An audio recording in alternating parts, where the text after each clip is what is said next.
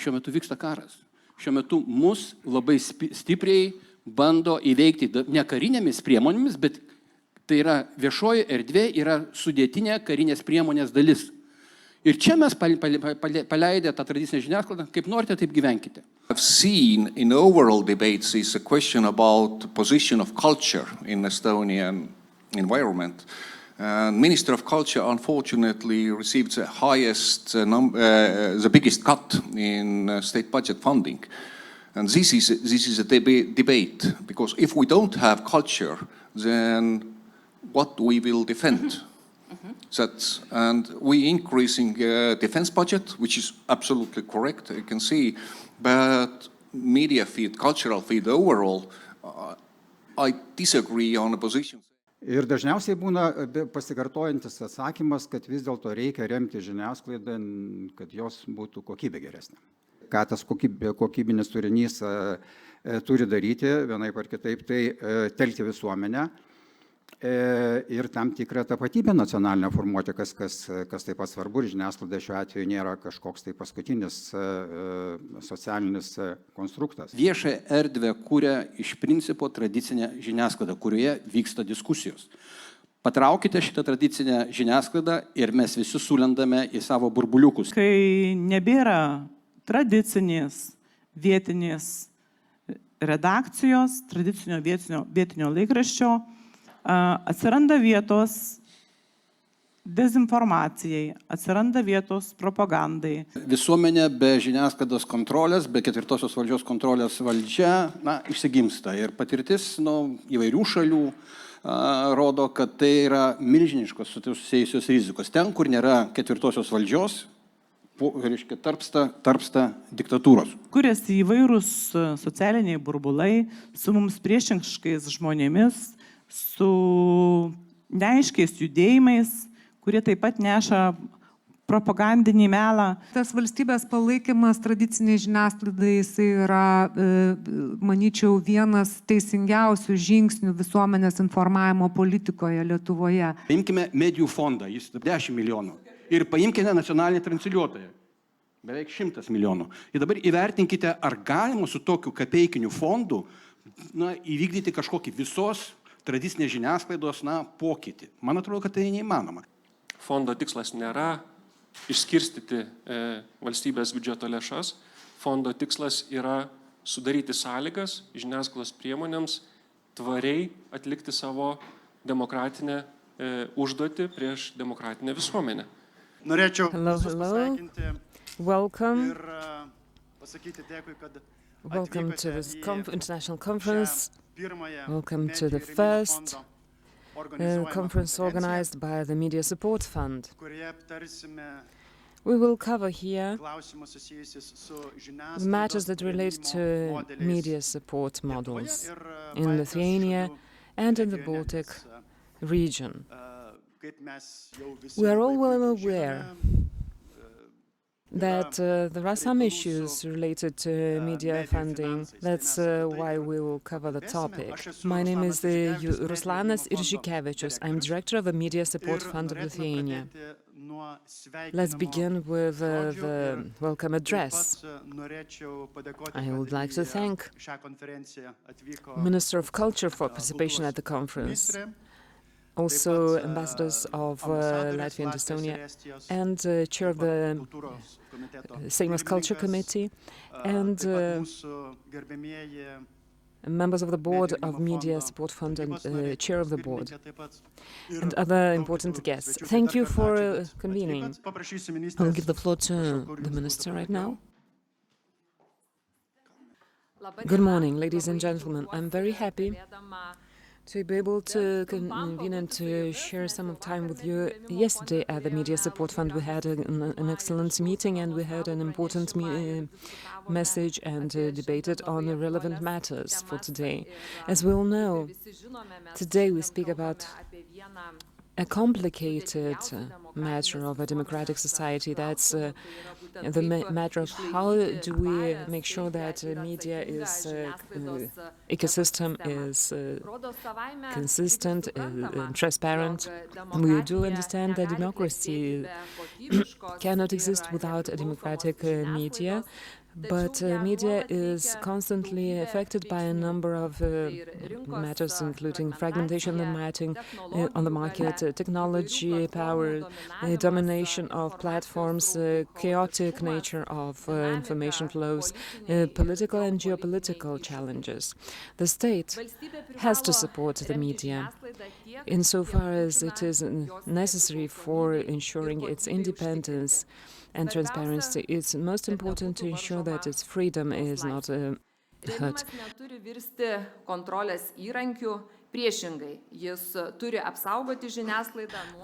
The media should be protected from external factors. That's why today we have to answer an important question. Is the media only a business? Or is it a public good? Where is the limit, the line that should not be crossed? The Baltic nations have a unique opportunity to learn from each other, to support resilience to disinformation, and to jointly create sustainable models of funding. When we see the European context and when we work together, we have and must ensure that media remains important and an important part of our society. Welcome to this conference. May you have a productive day full of insights and experience and share your ideas. Thank you. We thank the Minister for the welcome address, and I would like to give the floor to Chair of the Seimas Committee on Culture. Good morning, ladies and gentlemen. Director of the Media Support Fund, Madam Minister, members of the Seimas, ladies and gentlemen. Today, the debate covers an essential matter. How can a state work to reinforce not only control but the maturity of the sector and its responsible self-government? The Media Support Fund is the instrument which allows the media to have self-regulation principle at work. That is about clarity of roles, transparency, professional ethics standards, and adherence to these based on willingness of the community itself and not on external factors. This community works on the ethical code which applies to official media. The internet media, however, plays to other rules, and as politicians, we heard from the media community and their suggestions. So it's our role now to make sure that we prevent the spread of disinformation and false news in our states. That's an important thing to do, and we are in for important decisions. The Media Support Fund and other funds reinforce our resilience as a state and as citizens. They provide the media the opportunity to be an independent media, and they provide the state with an opportunity to support important content without impinging on freedom of on additional freedom, editorial freedom. I hope this conference allows us to reinforce this principle and reinforce the professional culture on the sector and public trust. I sincerely hope every success to the conference, and I hope you will make the best solutions and sustainable funding. Thank you for your attention, and I hope you have a productive conference. Thank you. Thank you very much. We have already heard the chair of the Culture Committee who mentioned that self-regulation and independence is particularly important. I want to underline that this is very important to our fund. We want to make certain that the media in general is independent and self-regulating. Well, why? Because our council also believes that we are the heart of self-regulation. I want to give the floor to Madam Jurkina, who is the chair of our council.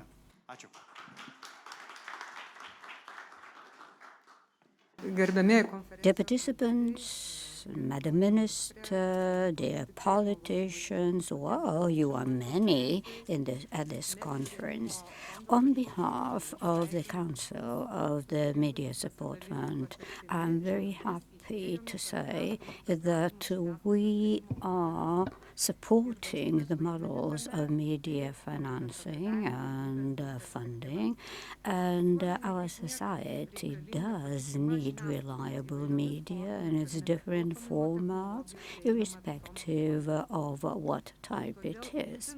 It is particularly important to ensure that we are supported by the public, that we are reliable. We want to expect from the media high-quality content, irrespective of the forms and the channels. Independent media has to base its activities on reliability, of course, cohesion and inclusion of various groups of our society are particularly important too. We want to ensure support to the media. The government itself does not take direct part in allocating funds to different media. And I think that this proves the maturity of our system. The model itself is good. However, we want the government to support its words and its stance with funding, with allocations. We also want to see the increase of funds because only more funds can ensure the educational as well as responsible functions of our media. Thank you. Thanks a lot. Thank you, Madam Chair. And at this point, I want to give the floor to the first presenter today. We have Professor Dr. Deimantas Stromskis from Vilnius University, who's going to speak on why media support is still important in a market-driven world. So, you have the floor. Hello. Well, when we were discussing the conference, and that was several months ago, then I understood that we would have a conference of different people from different parts of the world. And then the organizer has told me that we should speak in English. Now I know that it is in Lithuanian. That's what they tell me now. Fine. I've come to very often when I go to my workshops, and particularly when I talk to my students, I ask the following question. Well, we are an open market economy, so why do we have to support media from the government or by the government? Well, frankly speaking, my students don't come up with very good ideas, so the usual answer is, well, anyway, media needs to be supported from the government because we want to ensure high quality of the media. And when we speak about media support, we actually come to political decisions too. Each political question rests on certain values. We understand that sometimes welfare politically can be based on certain very clear values. Well, as for media policy, we really understand that public interest is very important. What we have objectives of media policy. Well, of course, political welfare comes first and foremost, then social and economic welfare. And then we absolutely have to think about what criteria we apply to welfare. So political welfare, first and foremost, must ensure freedom of expression. And then, of course, accessibility of media. Well, in the 21st century, is there anything not accessible? Well, yes, and sometimes we have even such expressions as desert of media. So accessibility is very important. We also know that sometimes content is sort of hidden. There are paywalls, and we also know that broadcasts are sometimes paid. So accessibility is not always that easy. We know that there are remote areas in Lithuania, for example, very close to the border of Belarus or even Latvia. You know, there is like a triangle, Latvia, Belarus, Lithuania, and we know that there are problems of broadcasting there and accessibility too. The audiences can also face exclusions and media exclusions as well. Diversity is very important at this point too. When we speak about diversity, we want to encourage diversity, but we also know what media is lacking. Therefore, we want to support that part of the media. As for social aspects, I want to focus on quality of content. Anyway, the quality is very important because the quality affects and influences the general public. We know that media in general is an important factor in our society development. We also understand that economic factors do matter. Therefore, efficiency of the media market is important and comes into play. Well, profit, of course, we need to have some profit, because if we're not profitable, I wonder whether we can produce high quality. Well, these are theoretical criteria. However, they're very practical factors as well. We need to think why. What do we get of what we do? Well, the market in general is not perfect, and those imperfections must be balanced. Of course, there are niche items. The media usually does not want to go there. For example, very small audiences. Those things are not commercially interesting. And support should be directed to increasing diversity. We want to ensure pluralism, we want to ensure democracy, and we want our society to be more informed. So public awareness is very important here. Well, again, we sometimes think that competition should not be encouraged, because the idea is that market should not be disbalanced. But we know that if we put a lot of effort in one sector, the other sector may be neglected. As for the independence of the media, this is a very important question. And the question is where policies in general and self-regulation in general, self-sustainability, all these issues come into play. But the sector itself, if the sector distributes the funds, I wonder whether it can always be fair. We want to agree about the final result we want to reach, but I think when we know the goal, we can reach it by certain methods. In general, I think we deal with and in transparency. However, political factors may make an influence on that. Now, the Media Support Fund is about direct support because the funds come from the budget. The money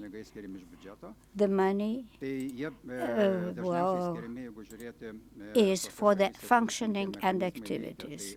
There is a media and a number of journalists work there, so they get a certain amount of money, and they can do sort of whatever they want with it. Then subsidies and donations for producing a certain type of content. I think that businesses are also ready to support media. Well, innovations, for many years there have been discussions about the possibility of business to support the media, and particularly digitalization. So digitalization is supported. We also know that support can be direct and indirect. That indirect part comes from taxes, for example, tax holidays or special donations. There are grants, of course, and there are countries where journalists are allowed to pay lower personal income tax. But there are countries where journalists pay the full amount. Now, let's get to Western Europe and the European Union in particular. You see a map and you see different colors. The intensity of funding is represented here. The countries that support the media most, they are in red. So beside the Scandinavian countries, it is Belgium.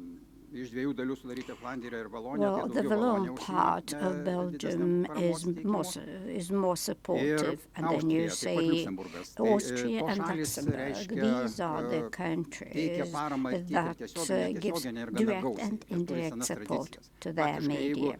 The European Union, beside VAT,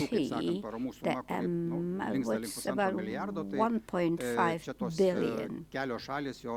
So if we take the totals, the majority goes to those red countries. Then Italy, for example, that pink is, I would say, the countries where regional media get the most funding. Then we get again the most, the blue, Latvia, Lithuania, then the Netherlands, some Balkan countries, Portugal, and there we have support that goes mainly to the content. We really use the Dutch model. The amount is not actually very high in comparison to the GDP. Then we have the countries which are green. Estonia, for example, then the Balkan countries, and a big part of European countries. So there, support is not direct, it's mainly indirect. Some VAT things and maybe some donations that go to the distribution. And then we have yellow, and that is Finland, Ireland, France, Germany. There, the markets itself are strong and rich, and therefore they don't need so much funding. We have trends in media support. In recent years, what we see is VAT exemptions for digital news media. So this is the factor used in very many countries, like focus on regional or local media. I've already mentioned there are a few countries that focus on that. As for support for innovation and technological neutrality mean that earlier support went basically to paper media. And there were problems and then questions about why digital media does not get funding. So, no, we don't ask such questions. We understand that support should be more or less the same to both parts of the media. And this is true about Lithuania too. Now again, some criteria must be applied. And in Lithuania, we do have the same tendency. It is focused on journalist employment. And I think that the Danes have already supported this part for quite some time already, because disinformation and false information, these things need to be understood, comprehended, and fought against. No, we get to VAT. In Lithuania, it's 0. We don't have any VAT on press in Lithuania. Well, there are other countries, but you see the historical layout here. So the policy of VAT on press has changed.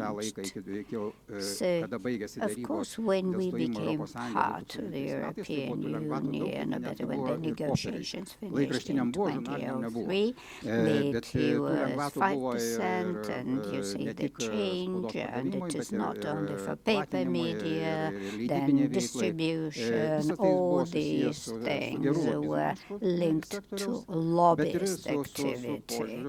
And well, of course, when we have and when we don't have, so with different periods, different crises, and of course the crises affected the situation.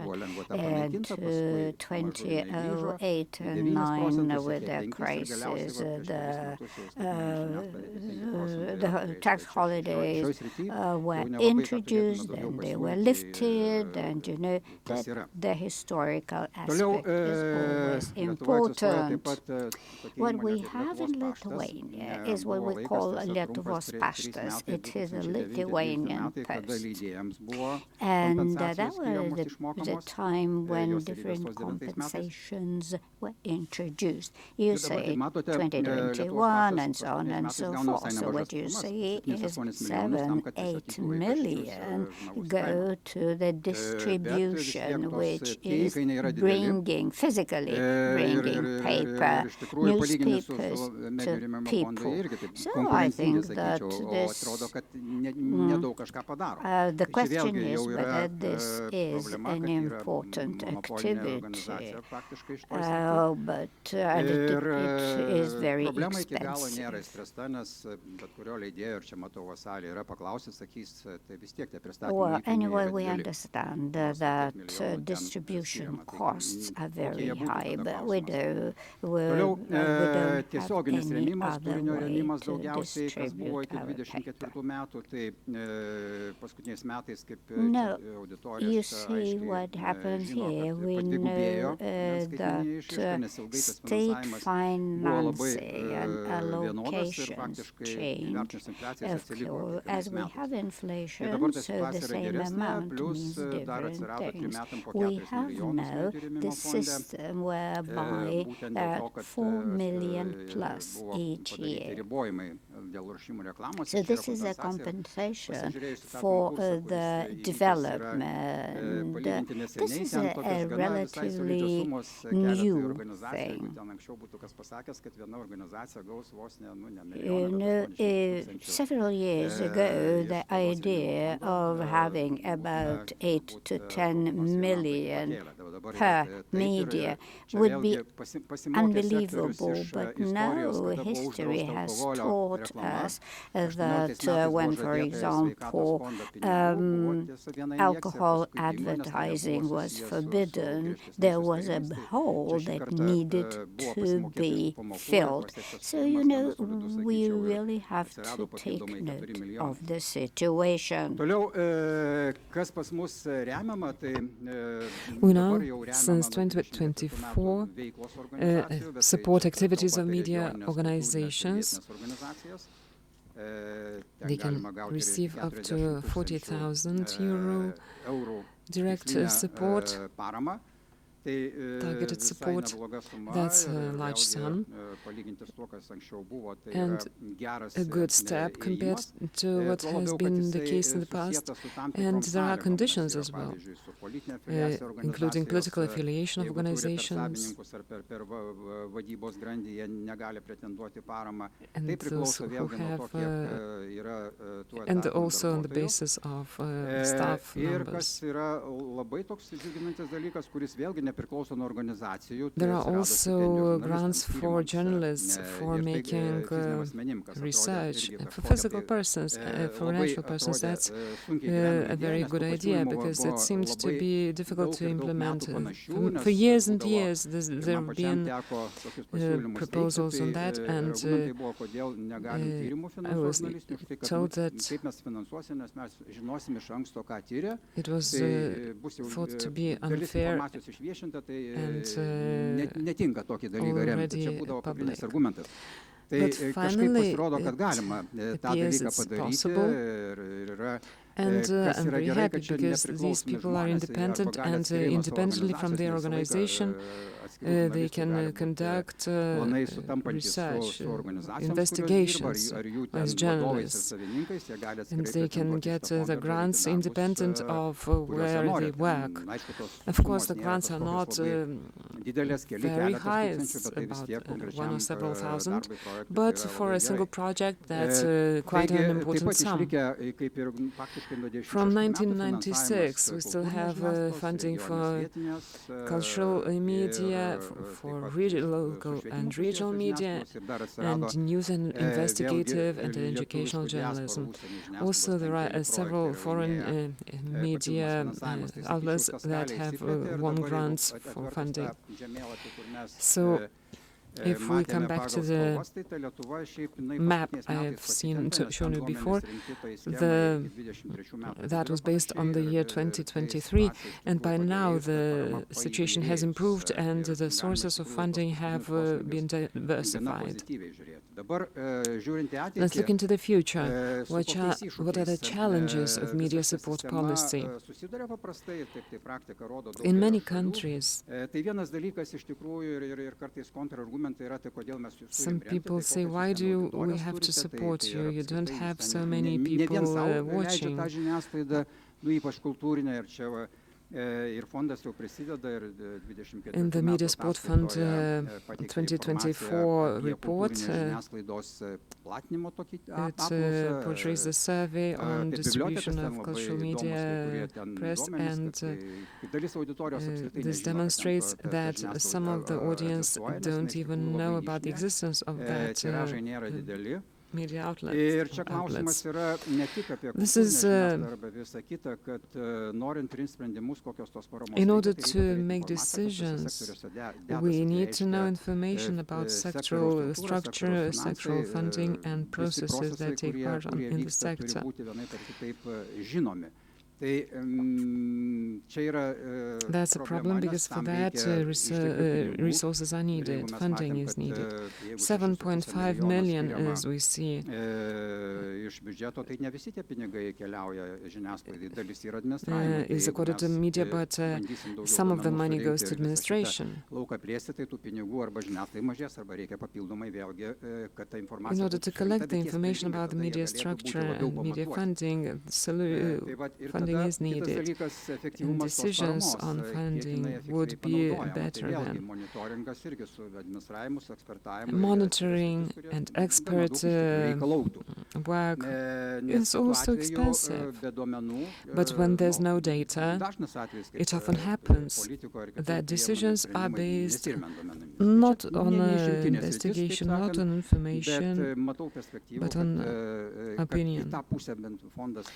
Nevertheless, the Media Support Fund is moving in the direction, and investigations can also receive money from the budget. Another problem is media independence, especially in the government. There's the principle of extended hand or independence of the media structure from political winds or political change. Let's imagine a situation that could have happened.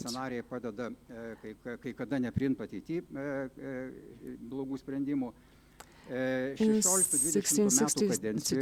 2016 to 2020, there was a draft in the law on debate at the Seimas to make the Media Support Fund subordinate to a person who was subordinate to the Ministry of Culture. For a number of months, the project was in place, but somebody said that should not be the case because political seasons change. Let's take the situation several months ago. At the Ministry of Culture, the minister was appointed for a certain period of time who was very unpopular. What could have happened if his party would have stayed in that ministry? Just a single person could organize meetings and make changes in the Media Support Fund in terms of administration. I'm very happy that the Media Support Fund is supported by both the Ministry of Culture and two associations, so that balance between the three stakeholders is more forward-looking. But nobody knows if anything could be changed, because sometimes things change, and we are not sure whether it will not. Informally, media representatives sometimes raise the following problem.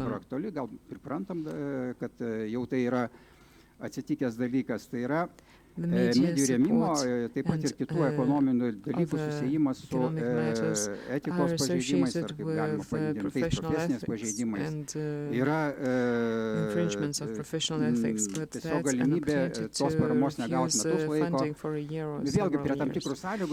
That's a condition, and of course we have to make an effort to do that, but there's a lot of insecurity among media representatives, especially in regional media.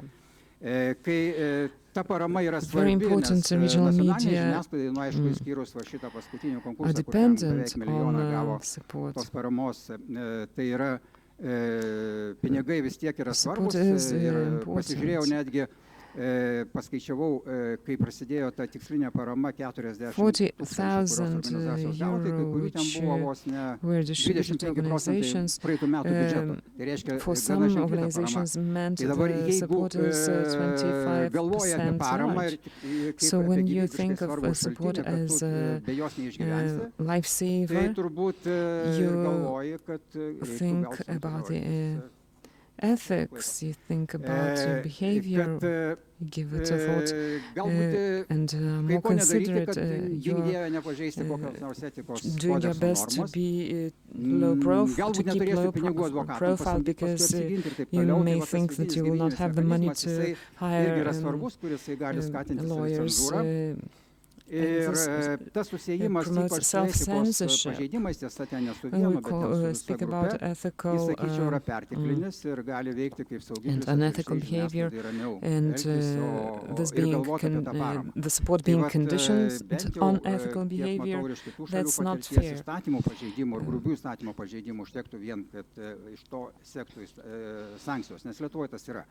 This exists in Lithuania, and this is not fair.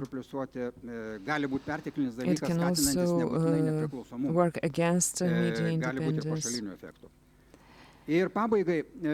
Finally, another point is about support to private media. I didn't talk about share of support to public media. We're talking about support to private media, and one of the areas which is somehow associated with support is funding from the state for advertising.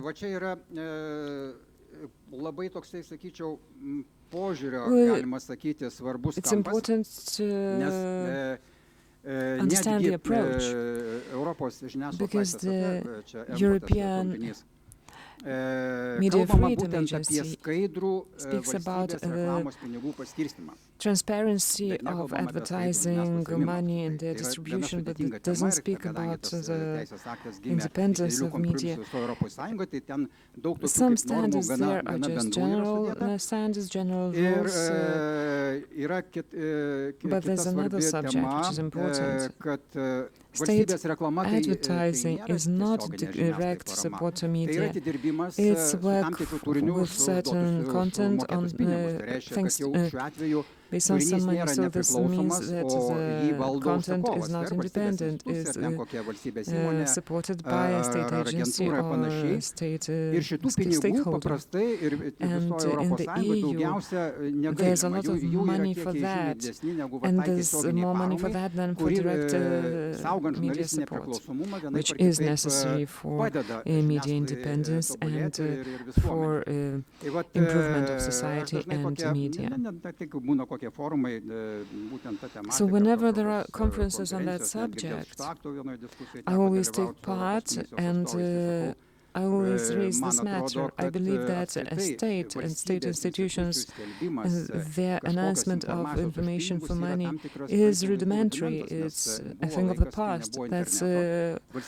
That was important when there was no internet and when state institutions could not make announcements or distribute information because they were not allowed to have property.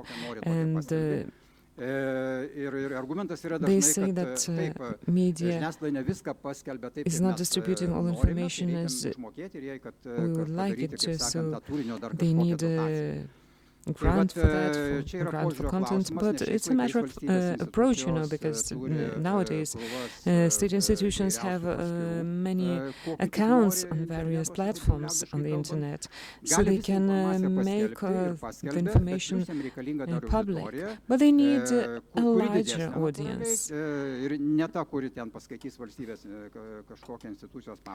they prefer to pay to media outlets that have larger audiences.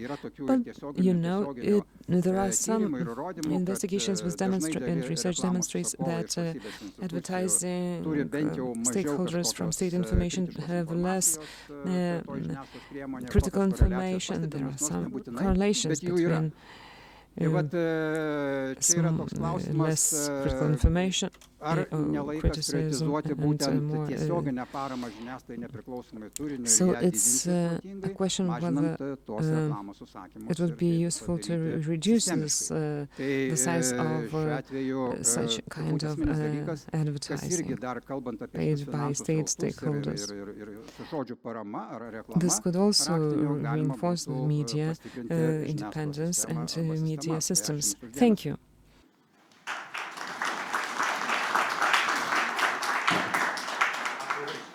Thank you, Professor. Thank you for an excellent presentation. We will now move on to the first discussion session, media support, public good or private business. We're talking about the importance of media support and whether private media needs to be supported or not. Professor Stramskis has already made many important points, but let me give the floor to the main participants of our discussion. And the first who come is Laurynas Peluritis, a moderator of the session, associate professor at Faculty of Philosophy, Vilnius University, member of the board of the Media Support Fund. Good morning, ladies and gentlemen. Good afternoon, in fact. Hello everyone. I'm happy to take part in the bilingual conference here. I would like to invite Philip Lastovsky, editor-in-chief of Delphi News portal from Latvia. Round of applause to Philip Lastovskis as he comes to the forum. I invite Dr. Marko Alafosi from Tampere University in Finland. I welcome you to the stage, Mr. Fosti. I welcome Vaino Korberg, an Estonian Association of News Media Enterprises, CEO. Please welcome, please join us. Rolandas Barisas, editor-in-chief of business newspaper Verslo Žinios. Please give him a round of applause. And it's my pleasure to invite my colleague from the Media Support Fund, that's Vaiva Žukienė, member of the board, and Rasa Navickienė, who is not only a member of the board of the Media Support Fund, but also head of the Association for Ethics of Public Information. Well, let's begin the debate. Before we do, I would like to draw your attention to the importance of thanking Professor Deimantas Stramskis for his excellent review and for the structure he has introduced into the models of media support and the situation in Europe and in Lithuania, its history and important matters. My first question, which Mr. Stramskis didn't cover, is why? Why should we support the traditional media outlets?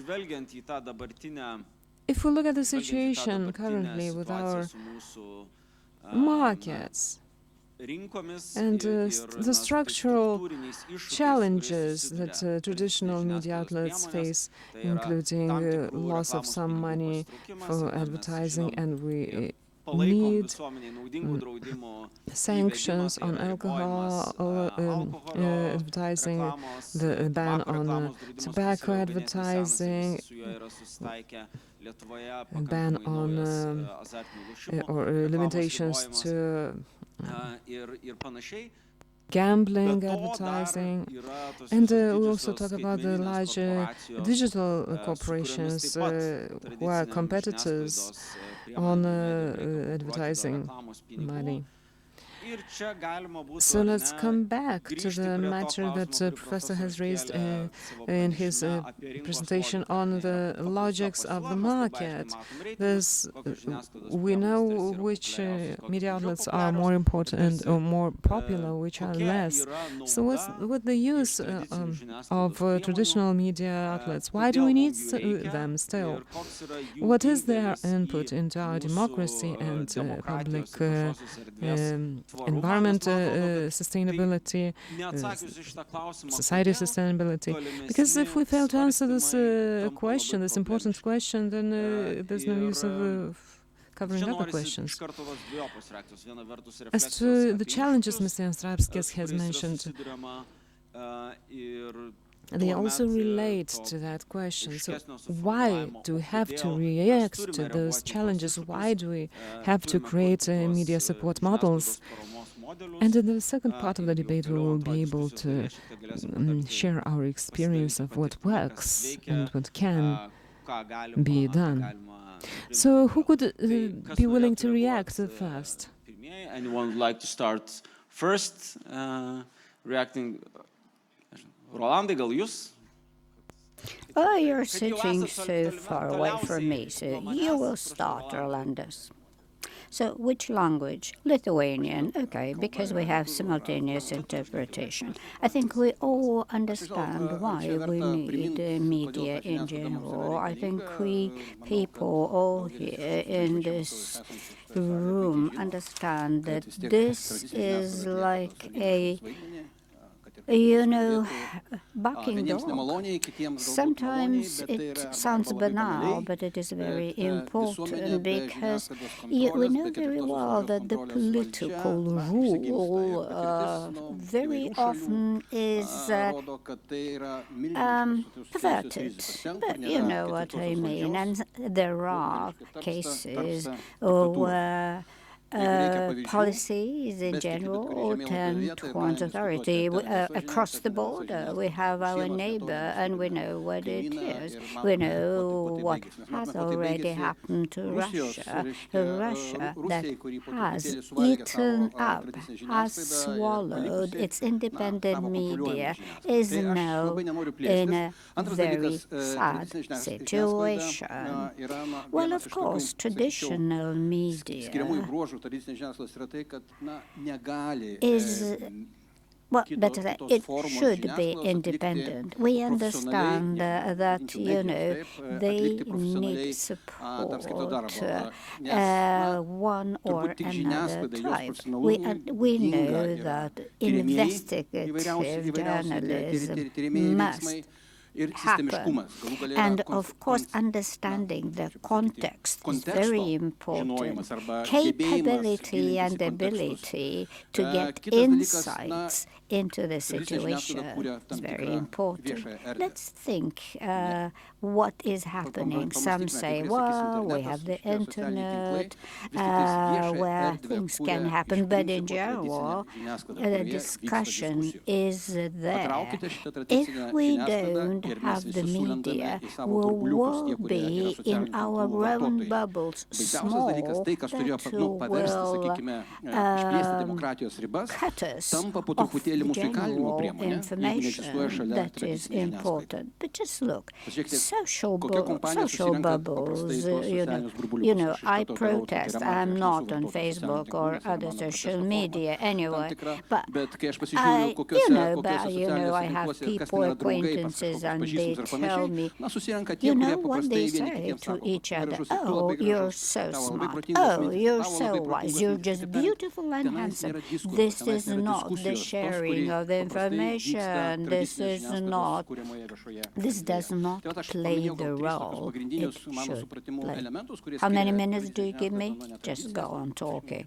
Oh, I can talk and talk, I can speak non-stop. All right, so I'll get to links and relations to the outside of the bubble. Google, Meta, all that, Facebook, all that sort of thing. I don't see any competition between social media and us, regular standard media. We don't compete with them. We have to understand it. And I say countries around the world that try to act against the gatekeepers. Well, we should have gatekeepers. On the other hand, we should be free to enter and leave. Estonia managed to negotiate with Google.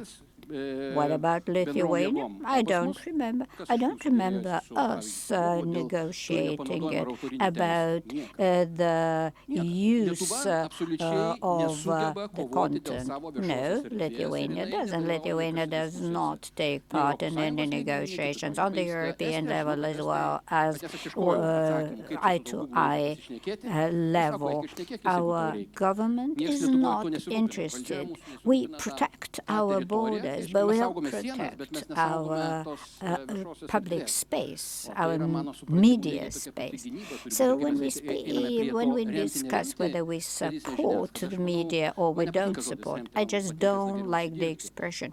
I think we should not support. I think be supported. We should earn our own business, so to say.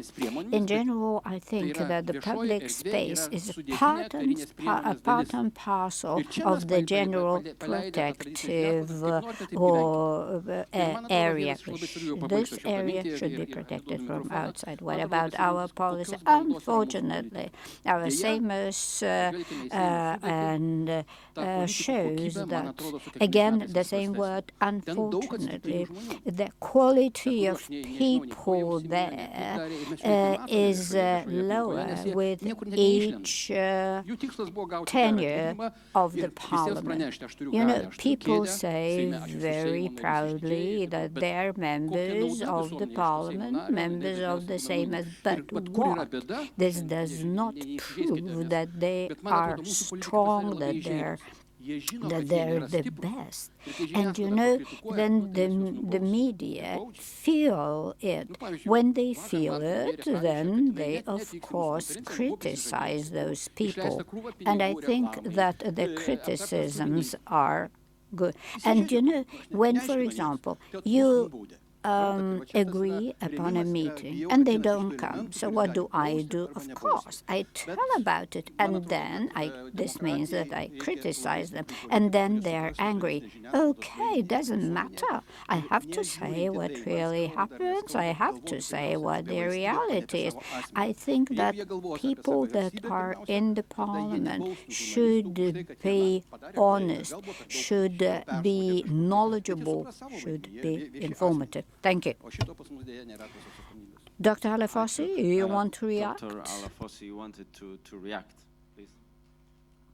Well, thank you. I'm actually going back to the original question, whether the traditional media should be supported or not.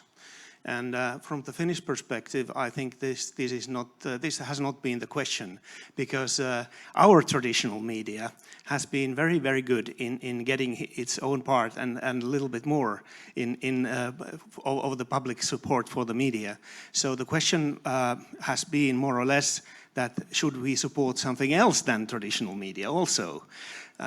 Because most of the media support forms used in Finland they have been protective and aimed at keeping things as they have been many years already. So what we need is sort of a system which gives also more support for innovation and new ideas and treats media more in same rules. I mean that if you have a big company and you have many employees, of course, from that point there is a need for support. But if you don't renew, if you don't reform, and if you don't think how you are going to survive in the new environment, then maybe the support should be given somebody else. So, yeah, traditional media means that in most cases press, radio and television, but the concept of media support, I slightly criticize this because all media doesn't need support. We have media which can survive in whatever environment, and it doesn't really need any public support. But journalism is something which is good for the society. And democracy needs journalism, so journalism should be supported, and that should be the point in future discussions. Please pass the microphone to Mr. Vaino Korberg. Okay, I wanted to make a little conflict here, because I was asked, should we support media? But is it the media what we are supporting, or are we our citizens who am I supporting when I'm supporting media? My first idea is that I believe in journalism as a good business. I believe the journalism as an ordinary business, creating goods which has able and willing buyers, but yes, you should support this kind of media which operates on the environment where there is a market failure. Yes, cultural media, regional media, minority media, maybe there something. But my 2 cents are: you should not support media. Media doesn't need support. Media needs equal conditions on the market. And probably the state's first role is to create the equal conditions to operate as a business. And you know, taxation, you are taxing things that you don't want to advance. You have special tax on alcohol and tobacco because you don't want the people to drink and smoke. And I'm thinking, if you don't tax social media right now, and you are taxing journalism, are you looking at journalism like something you don't want to advance? That's probably the first thing to think when we are talking about media policy. Because the role of government is to create these equal rights, and it doesn't mean only to pour money from a plane to everybody. But sometimes it doesn't need money at all. It doesn't mean they're willing to create these equal conditions. Because it's either, if you don't tax social media, maybe you should not tax media companies also. If you don't apply ethical or legal rules to social media right now, maybe you should free media corporations also from legal obligations and ethical obligations. Is that what you want? That's a question to ask. And because we are acting on the same landscape, and we are competing against each other. My colleague here talked how hard it is to get Google on the same table. I just wanted to have a remark, but we in Estonia, we have a collective management organization. It's Baltic Press Publishers Collective Management Organization, and every Latvian and Lithuanian media organization can join it just together to fight for our rights against this big platform. So I invite everybody to join probably this Baltic Press Publishers. But first, rulers, think of us as partners first. And the second one is that think it when you are spreading advertising money, but think it when you are spreading information. Because sometimes it's easier for you to turn to social media, and that's how you give this first right and credibility to social media, and you hurt the quality media doing that. So think at that first. It doesn't cost you a lot to turn to journalists first.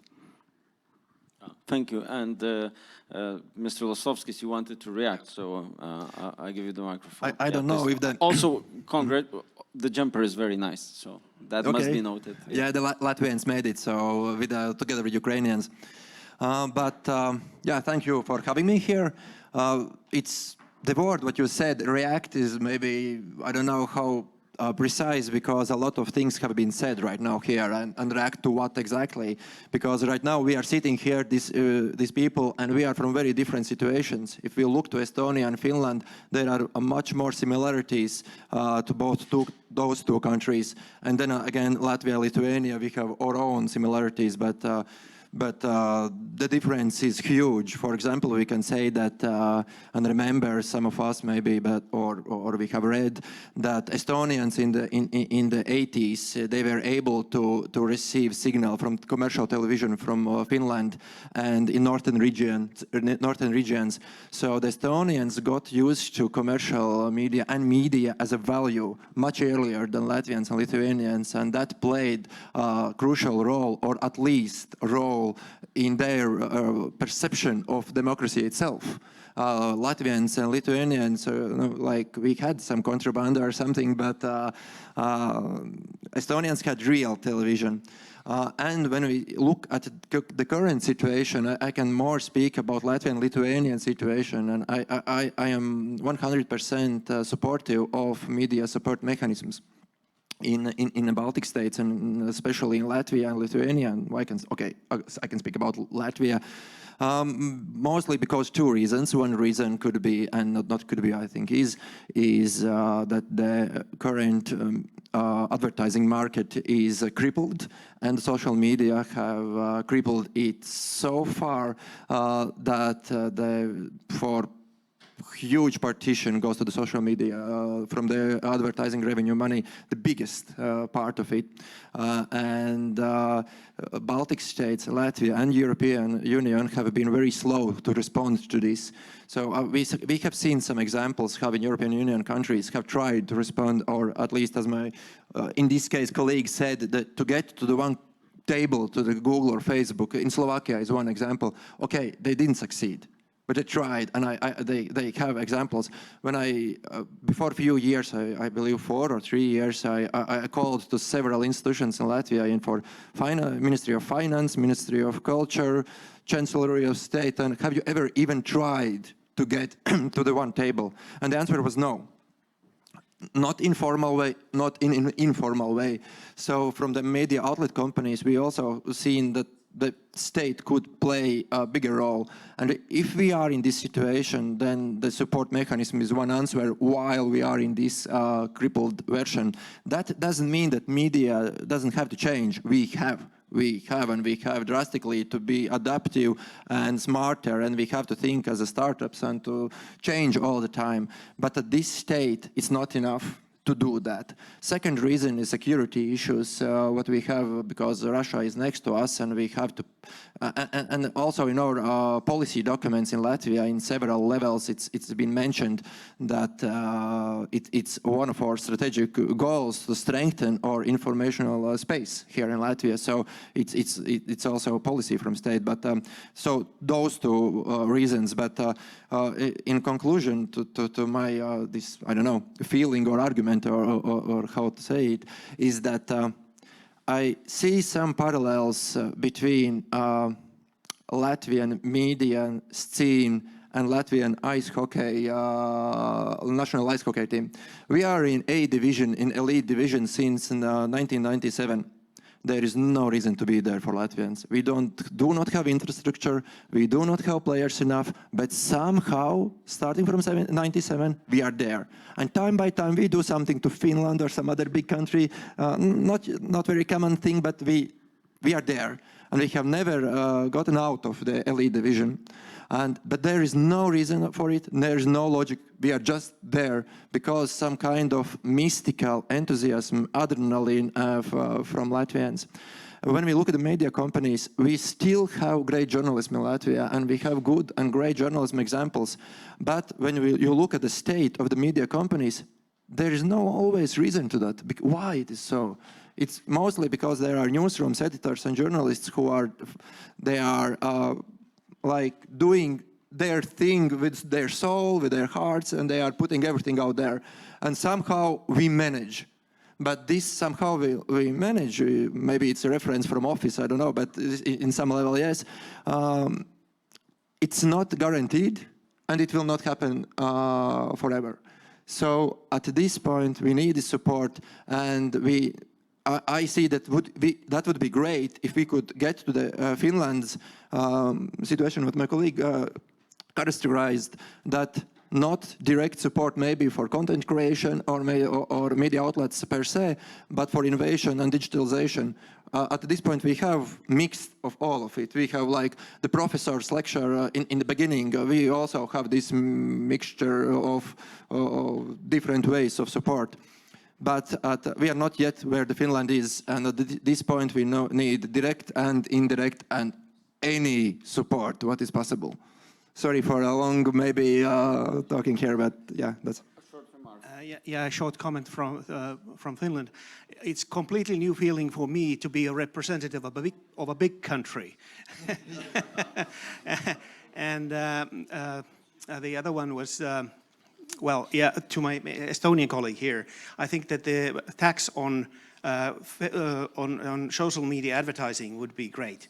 And maybe we could tax on the advertisers because they are local, unlike the platforms. So that's not always. Yeah. Not but always. many ways. One Yeah. sentence, and then I just wanted to comment that to my Lithuanian colleagues, probably my Latvian colleagues, they are okay because they know what's the share of Google and Facebook in their economy is.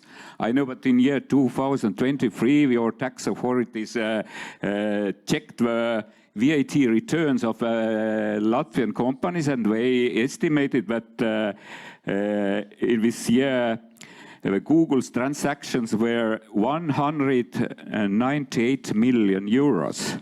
And the total volume of Facebook's transactions were 249 million. That means that only Google's and Facebook's share in Latvia, the money they took out from Latvian economy was 447 million euros in 223. Absolutely no tax. And do we know what's the share of Google and Facebook in our economies are? And are we taking any steps to get at least 1% of this money as a tax money? You want to tax media, but you don't want to tax social media. You should take some actions, and we say. We talked about the why. We covered the challenges already. And I give the floor to Vaiva Žukienė now, member of the board of Media Support Fund. Let's go on to models and models of funding. Professor Jastramskis in his speech covered the diversity of funding opportunities, and my address to Madam Žukienė is for reflection of what's the situation currently in Lithuania when it comes to investing into media via tenders or other ways. What's the investment into our media, and what are the needs, and what has been achieved, including through Media Support Fund. Well, let me first of all come back to the past. We do have a model dating back to 1996, when the support fund for the support of radio and television was established.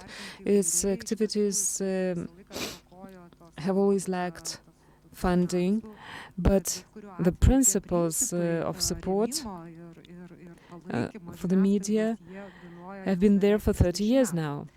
The Media Support Fund really had a lot to learn from. When you work for a number of years in that area, you know a lot and you feel, I've been here ever since 1996. I had participated in the establishment of the Radio and Television Support Fund. I've seen a lot.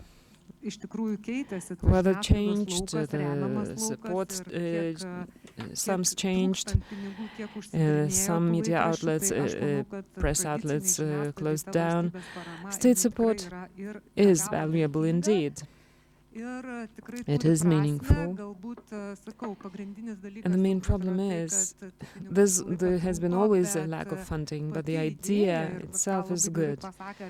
And I agree with Mr. Barisas with what he said. Let's look at what we have now. We have lots of television channels, groups that collect money, And the traditional media, which is based on professional work and the professionals. For professionals to be there, you need to prepare them, to educate them. They create a product that is acceptable to the audience, trustworthy, and it has to comply with certain professionality standards, work ethics standards, and so on. Beyond any debate, support to traditional media outlets is necessary. If we look at culture media, but for the state support, they wouldn't exist. The same goes for regional media. We saw what happened when in 2012 there was a change. We moved to digital television from analog television, and regional television channels couldn't support themselves, and now we have a comparatively small number of regional media channels compared to the era before 2012. So support to local media outlets is one of the most important key steps in the society support and information policy in Lithuania. There should be no status quo. We shouldn't say that for 10 years the support fund should not change for decades. No, the sum should increase gradually by covering increasingly new areas such as let's take the national ethnic minorities.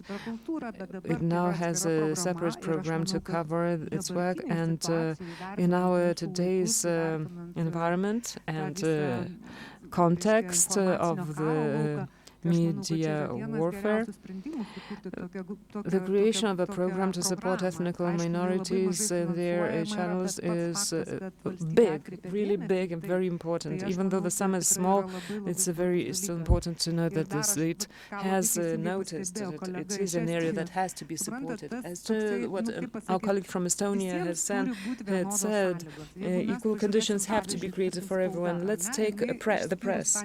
In 2008, during the crisis, when the VAT base was changed and became a permanent one, the press used to have a rebate. None of other media had such a rebate. Why does digital media such as TV and radio don't have such a rebate? Because the creation of content is the work of every traditional media outlet's work. The technology of distribution is not as important. Some people watch TV, others listen to the radio in the car, but content is what's most important. So this should apply to all kinds of media, all types of media, not only to the press.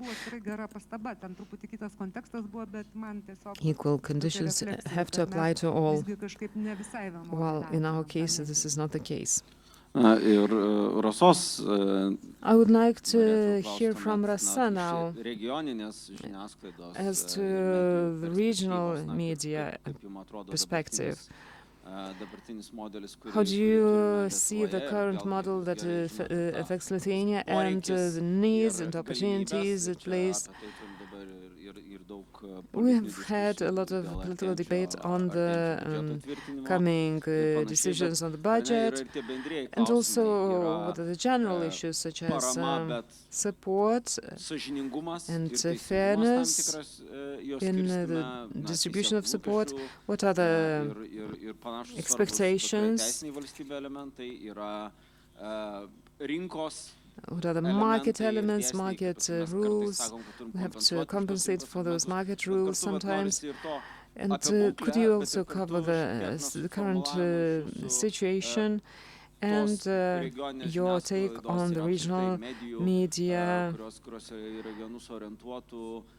and their importance in our public discourse and in our public space and its ecosystem? Well, Lithuania has 60 municipalities, and each of them, almost each of them, has one or two regional local newspapers. The Media Support Fund has 5 running programs. One of them is covering regional media. It is open for regional and local press, internet portals, radio and television. This program has 2 sub-programs.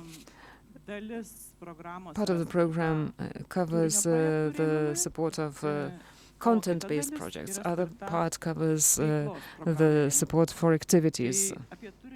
Content-based support is about typical programs, typical projects that are covered under the other programs, and then there's a new instrument, support for activities. What is that? Well, this is applicable to national ethnic minorities, media and cultural press.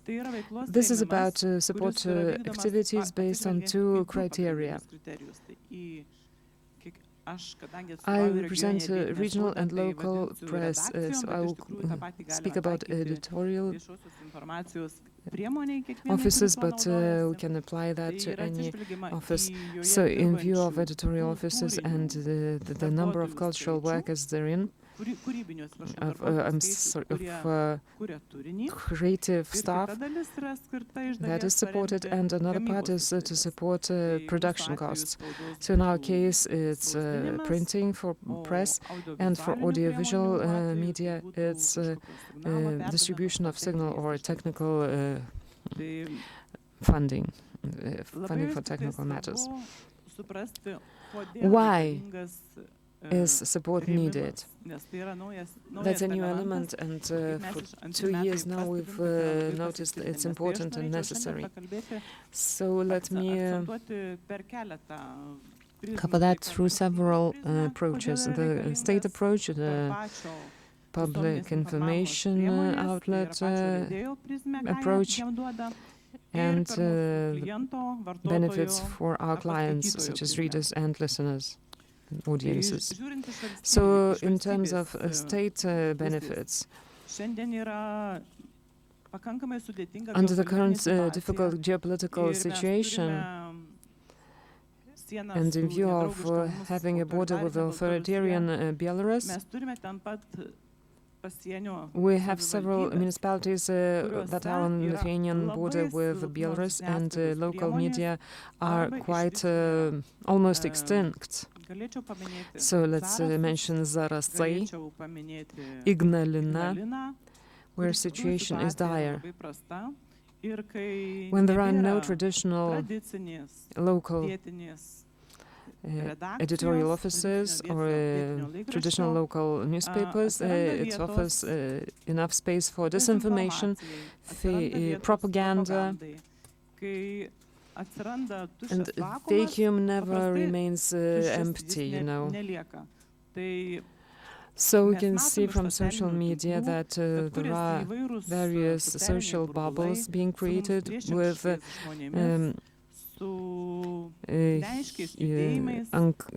some people who disseminate propaganda and fake news. So the media is a sort of power, the 4th leg of power, and in this case the power is given to the wrong hands. So this new measure, support of activities for local small editorial offices who really need state support, is crucial, is important, and is a necessary tool for ensuring state security and state independence. Let's come back to what I said. How does that affect the media outlet, the editorial office, or a TV company, or a radio company?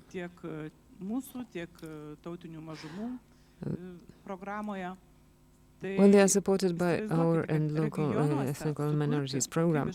Well, it's quite difficult to create good content in regions because we don't have professional journalists there. Finding them and maintaining them there is mission impossible. Young people immediately want a competitive salary. They compare themselves to the existing professionals. The small money they get for a salary from support of activities for editorial offices is a huge instrument that helps editorial offices to increase the salaries of their workers. As to the printing expenditure, in our case, it also improves the situation and lets the press outlet to support other kinds of activities that it needs to do. Of course, the press has to transform. We are thinking about digitalization of local and regional small editorial offices. As for Media Support Fund, we have been dreaming for 2 years now of organizing a digitalization platform which has already been launched. It will help every small local media outlet to take the instruments from the digitalization platform that which it needs. This will be a place where everyone could take what they need for an online newspaper, for their website. So I trust in that project a lot. Let's come back to our customers, the readers. How do they benefit from support to activities? Let's come back to the content of local newspapers. Content is diverse. It has a lot of space for daily events, descriptions, and it also offers space for cultural and historical texts, which are also supported by our fund through its projects. But for that support, which is still symbolic in size, I doubt if there would be enough money to write those important articles on those important matters. Content is often the basis of news. Local news, local stories. The key word is local. This is where we talk about the local community and what matters to them. But our vision is different from the social media mission. We don't care to distribute the news or the message as far as possible. We want community members to understand the explanations of why factories are being built at certain locations, why municipalities made certain decisions, how local communities will be affected by those decisions. Our content is more often than not very important, but it's not always popular. That's also something we differ, an aspect in which we differ from internet media.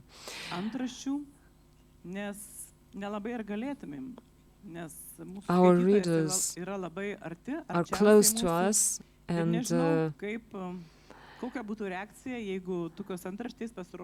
if local media had headlines of the other media, that would not be useful. So what our readers get is better quality of content. They also get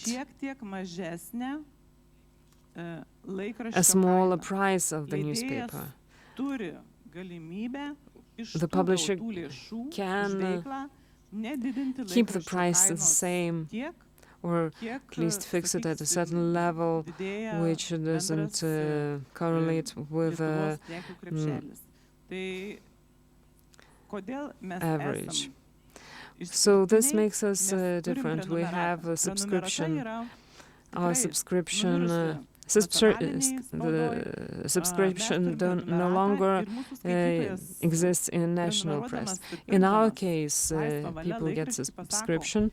They demonstrate by that that we are needed, and subscription fees the fees which support us. This demonstrates that traditional press, including local and regional press, is needed. And as to the budget, the Media Support Fund has 10 million euro budget. 2.2 million goes to local and regional media. 2.6 is to activities. The need is twice higher.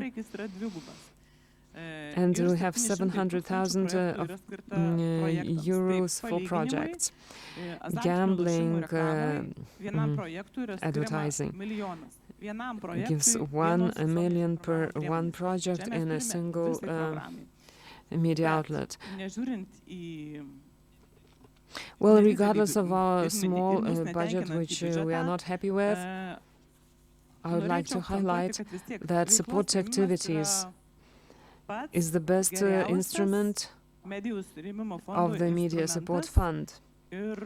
I can be proud to say that within the 4 years or 5 years of implementation of that instrument, it has helped to secure and safeguard local press from Akmenė, Skuodas, Elektrėnai municipalities, and I do believe that some other newspapers have been safeguarded as well. Thank you. Dr. Alafosai, jūs norėjote sureaguoti? We can also open the mic for a debate from the audience afterwards if we have any comments or reactions. So think about your questions and reactions. I will take your hands. Okay, thank you. I'm reacting to the issue that you mentioned, that you have difficulties to find qualified people to work in local outlets, and that's also an increasing problem in Finland. My university, Tampere University, is the oldest journalism education institution in the Nordic countries, and the largest one in Finland at the moment too. And increasing number of our students, journalism students, are not interested in local and regional media work anymore. They prefer to go to the big editorial offices in Helsinki region. And I think that is a problem. I just recently heard about a bilingual, actually Pietarsaari is Jakobstad is a bilingual city in Ostrobothnia, central Ostrobothnia, and the Finnish language local paper just shut down. And there is a group of pensioners there, retired journalists, who are training people to make television stories into the cable television network in that city. So this is happening all everywhere. Yeah, thank you. Then another thing that I want to touch upon in our discussion is one of the basic questions, actually. It is something that is related to the media, to journalism, public goods, or the general good that is being produced by various media. We want the media in general to ensure transparency of our institutions. We want to be informed and we want to be explained things. Well, of course, this is optimistic. There are a lot of emotions. Anyway, we get to the main issue. So what is the supply and the demand in journalism? We take into account different types of media and, of course, the national minorities and diaspora. And these are somewhat different from the traditional media. We understand that those things are needed by society in general. These things are needed for our state to ensure democracy, for our state to be vital, and we want our public or governmental institutions to function in the best possible way, transparent way. On the other hand, we have the audiences, we have consumers in general, the consumers of our products, and there are market factors that cannot be ignored. The Baltic countries have already experienced what it means when basic decisions or basic wants of societies are neglected. We understand that we need a balance here too. We know there are challenges in the democratic world, and what we seek for is a balance. However, we also know that there are structural challenges. We have advertising money. We have competition with corporations, whatever. So it's not that easy to strike a balance. But we want and we have to find a certain point to balance things. I see I have already put a lot of questions on our table, but my Latvian colleague, you are an editor, you know, I'm sure you have lots of insights. Go ahead, please. So how many questions were there? 9, 10, 11? I can choose. 7. 7, yeah, okay. I can try to reflect on this demand thing because I believe that we are not great there not just in Latvia. I can speak about, in this sense, about Western media at all, Europe and US, and the process, how the US President Donald Trump was elected I think is one of the proofs. And because media, when we are thinking about demand and audience, we sometimes are following not sometimes, but we are following too much the political agenda. So one case is Donald Trump in 2016 and in the previous election. But for example, right now in Latvia, for the past month or past 2 months, one of the central issues and the questions in the media sphere was Istanbul Convention against the violence to women. And we followed that with a huge scrutiny. And from one side, of course, that is needed because that's an important issue. But from the other side, we followed this political agenda uncritically. I can say that also about my media outlet, not only about all the others did bad. And retrospectively, when I'm watching to this, I think we should we needed to put bigger balance between the interests and priorities of society and audience and this political question.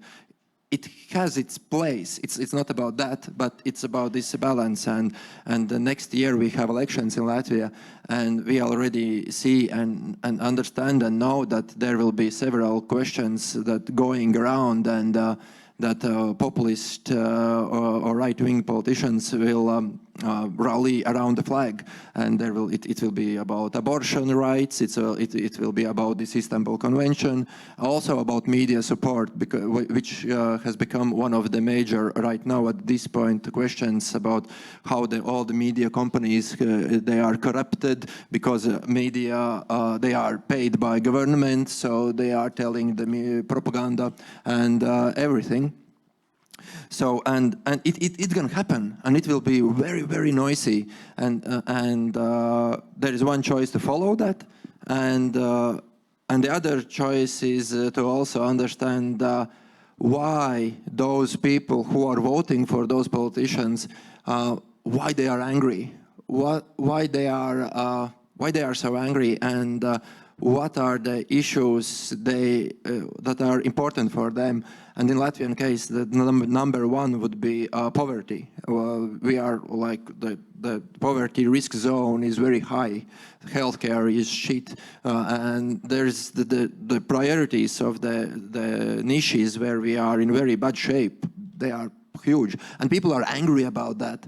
And when we are talking about this topics what I mentioned, we are following the political agenda, and we are helping those populists to put more fire to those questions, and the angry people get more angrier.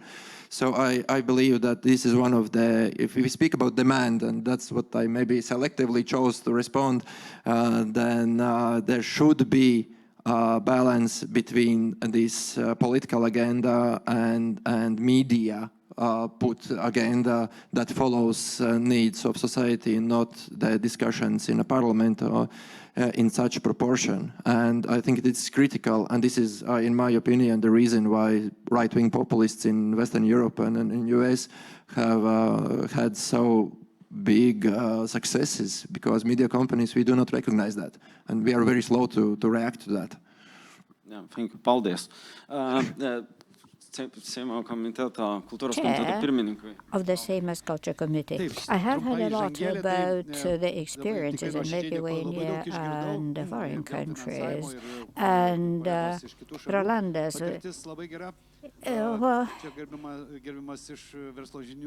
he mentioned that it was impossible to talk to Google. I can tell you that I had a meeting with Google. Now I know that Daiva is going to meet Meta. So, yeah. This, what we discuss is the disinformation. We have tools that we have to discuss. Acting proactively. This is very important. We live in turbulent times, and I think that fight against false information, disinformation is very important. So debunking in general is a very important aspect. However, I have a question to you as for the Media Support Fund. I understand that there is always too little money. Maybe 9 million would be preferable. I'm not so certain then, but I understand that more money is needed. But I wonder whether there was a discussion about a group of people that would negotiate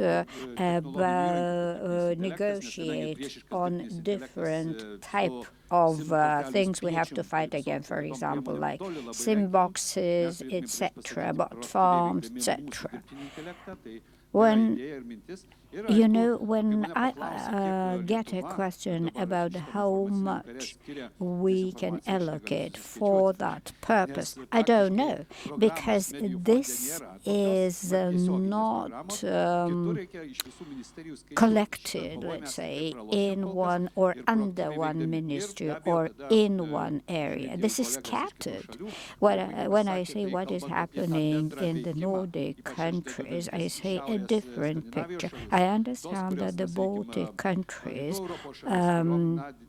have to agree on their proactive actions. We want to strengthen and enhance our traditional media, because we know what is happening in social media. There is a lot of noise, but I wonder how much content there is.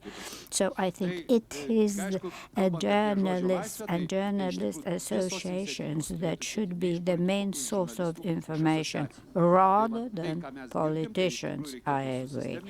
So yeah, this is my brief reaction. Okay, thank you for your questions.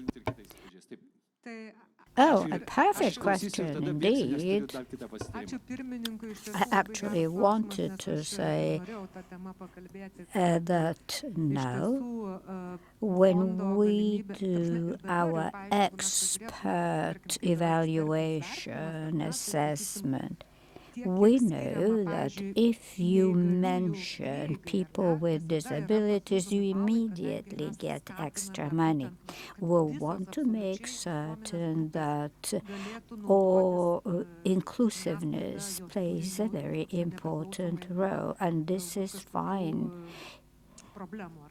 We think that the support fund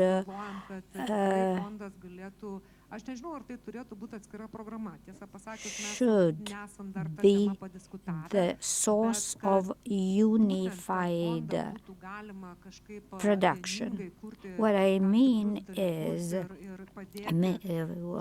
smaller media should be supported and helped in producing their content. We know that renewing is important, innovation is important, and this non-stop renovation with the help of the fund would actually save money and produce better content. I think we will discuss on the matter. I think that, for example, AI, different platforms in that area are important things. Maybe like 2 million would be fine. And the creation of or production of content that would be available to smaller media outlets is a good idea. And for example, independent producers would produce high quality content, and then that content would be sent to smaller outlets. If you think that a separate program is needed, I agree. Tai pirmoji mano refleksija į tai, kad aš manau, kad pirmiausia, kadangi mes kalbame apie tarp viešojo gėrio ir rinkos logikos. We speak about the public good and business. I think that about 99% of our media function in a competitive business environment. So editorial boards need to think about how to survive. We must think about it.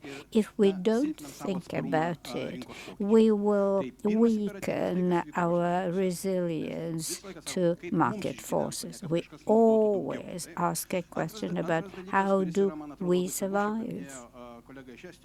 Another thing that is very important, by the way, mentioned by the Estonian colleague is, and I agree, sir, that we need to have the level playing field, the equal conditions must be ensured.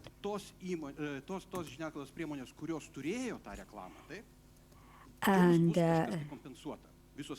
You know, when I hear somebody say that certain advertising activities can be supported, no, I do not agree. We don't. We cannot support such activities, and advertisement must not be supported, because my media, let's say, right, my paper functions on a commercial basis. So then we don't get any support for publishing advertisements. Let's have a look at the market. I think that about 30 million is the budget of the main media outlet in Lithuania. Can we compete with such a giant? Of course not. Okay. Let's say the national broadcast, about 100 million. Can we compete? Can we change anything? No, we can't, because they are those giants. If we must think about competition. We must ensure competition. If money goes to other media rather than coming to us, we lose. Professor, when you say that governmental institutions must not place their advertisements, well, I think that, okay, this is not support. I think that any advertisement must have the financial support. We can attract audiences when we're able to inform very quickly, to give a very urgent piece of information. You know, digitalization is a must now. Again, we must think about consolidation. We have 60 municipalities in Lithuania. How can 60 municipalities produce quality content? Is it possible? No. Maybe consolidation is a way out. Let's say 20 municipalities produce one paper or one media outlet, then the consolidation would be very beneficial. And I know countries where such things happen. We have to look for innovative solutions. Let's say 12 million to one or another media outlet will not improve the situation. Media in the general sense must look for innovative solutions. We must support innovations. We're very interested in AI, in the tools that AI can develop. Fine, this is a tool that we can offer to our readers. But when we get to those who manage those neurons, we understand that the smallest tool costs about 30,000 euros a month. I want to underline, a month. That's very expensive. So far the product is simply too expensive. New technologies would be a solution. But our problem is that we don't have the necessary funds. Professor. I am Juozapaitis from the parliament. Yeah, I know what you mean. As soon as you are from the parliament, as soon as you are from the same as you are bad. Well, maybe. What I want to say is, I don't want to use the word problem. Let me call it a challenge. If everybody gets into one group, that group is multifaceted. I don't want you to say every and each politician separately, but I want you to know that there are people in the parliament who are interested, who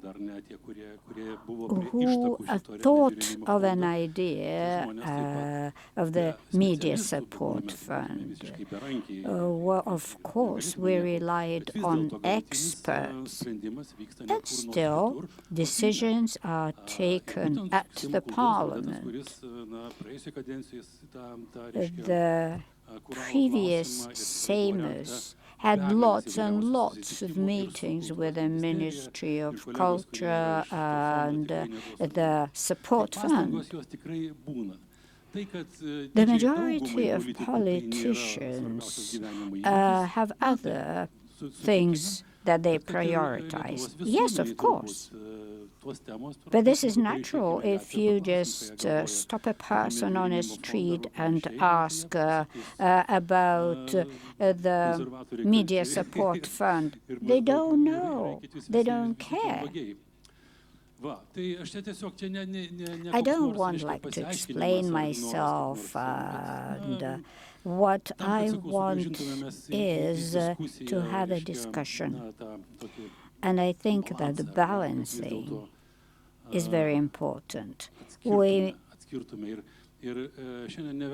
Ministry of Culture has already been mentioned here. You know, we are still in the process of final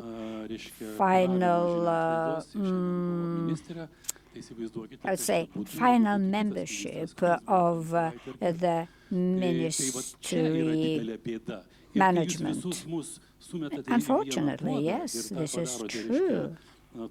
So I think that putting everything in one pot is not good now. We have to think that there are people and people.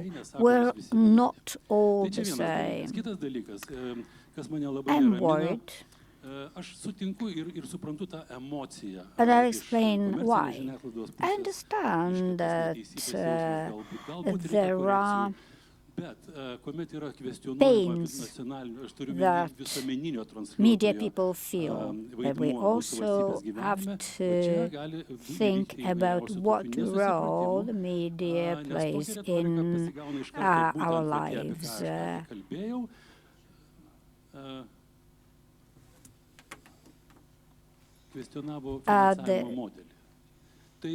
Okay, I'm sorry, I don't hear somebody. I hear only the answer. Yes.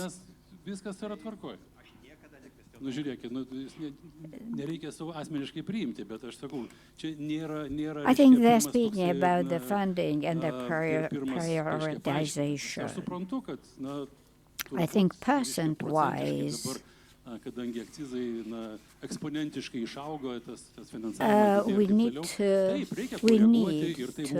have more funding, and the general director of the National Radio and Television. But the national broadcaster is, we call it a public national broadcaster. I understand that the majority of the funds go there. The question now is whether we have to allocate funds to that platform. when you speak about productions that could be used by regional media, I think that the national broadcaster should be tasked with sharing their production with regional media. All those things can function. What we need to do now is to discuss the Parliament should be ready with proposals and suggestions. On the other hand, media people should come up with their suggestions. However, you are right. I understand the present type of the media support fund is fine. It was not easy to find the structure of the fund. At first, we had 21 stakeholders. It was not possible to reach any decision. And when we reached the point of agreeing that there are 3 stakeholders, this is just perfect.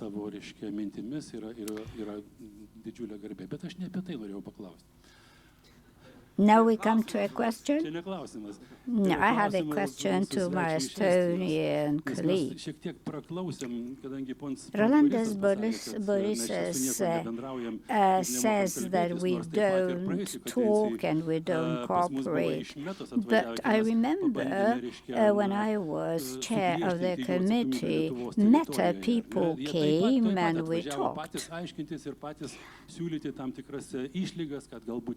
They were ready to agree to many things. Now we have Google also coming and talking to us. The tenure in the Parliament is 4 years. You are really like very effective only for 2 years because you need 2 years to get acquainted with the situation, then you have to think about the election, so you have 2 years. And so my question finally is, the model with Google, I'm not so certain I really know. You mentioned that the Baltic Fund Association, and you invited us to join it. I think we would like to join you. Oh, sorry for my long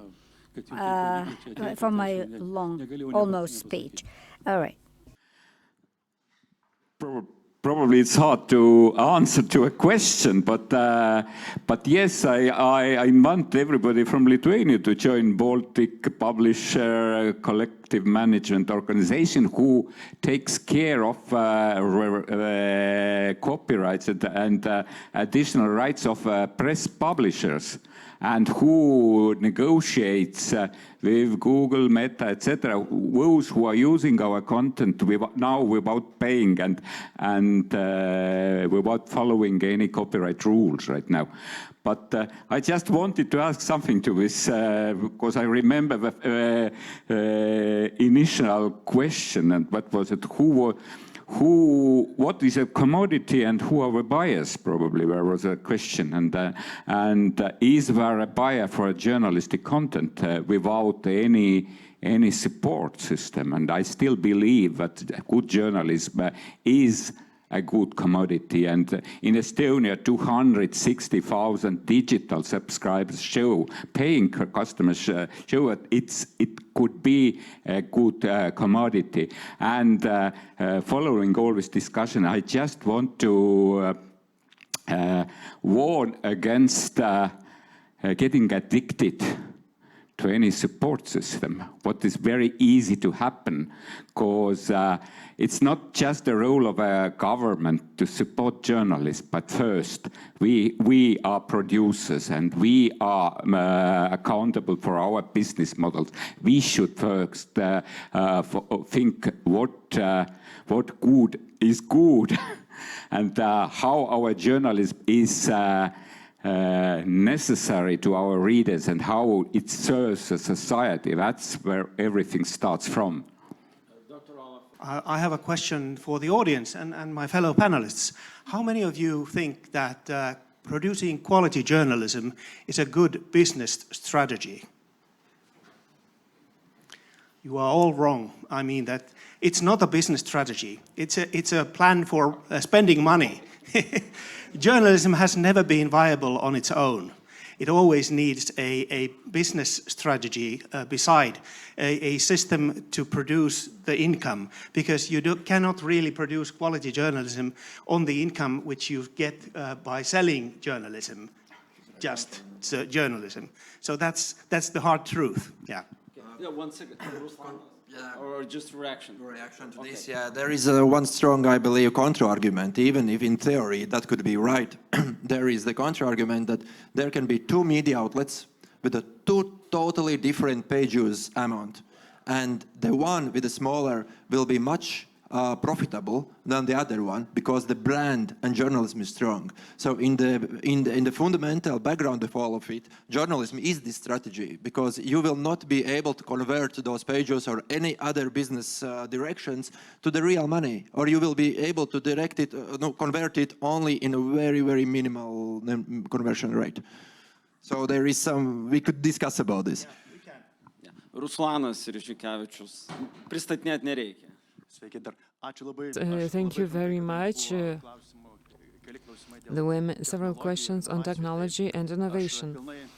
I fully agree with Lena that we should not get addicted to permanent support. It's dangerous. One of the Media Support Fund's missions is not just to spread the funding, but also help the media outlets to prepare their instruments to support themselves. So out of the funding from the Media Support Fund for administration, the media outlets are creating technology instruments which will help the media to adapt to the fast-changing world. We are doing that already now. Mr. Ragatri spoke about AI, and we are moving in that direction as well. That's an important part of our work and our survival. We have to help our media outlets, our media, to technologically adapt to the environment and find its niche. There's no silver bullet. There are many solutions that are applicable in many situations. So that's what we're doing. Member of Seimas, as a former journalist, I believe and I'm happy that this debate is taking place. I'm happy it takes place not only on Lithuania's national, but also on regional floors. We, even at the regional forum, understand that the reinforcement of media is a priority under the current challenging conditions. I will never tire of speaking of that in the same as, and will never tire of attracting people to that cause. If we are asking the media to help us in our fight against media fraud, against fake news, disinformation and propaganda, we have to realize that the media cannot do that without any financial support, because they have to pay salaries to journalists. Increasingly, there's more understanding of that and awareness on that in the Seimas, and there's political will to increase the support to the Media Support Fund. I can't see any other way to reinforce the professional journalism, so we have a good leverage for disinformation. I am now working at the same as on the fight against disinformation, and that's why I advocate for strong journalism, which is the main instrument for fight against disinformation. So we have to finance that as well. Another aspect of importance is what Drasa has mentioned, the lack of journalists in the regions.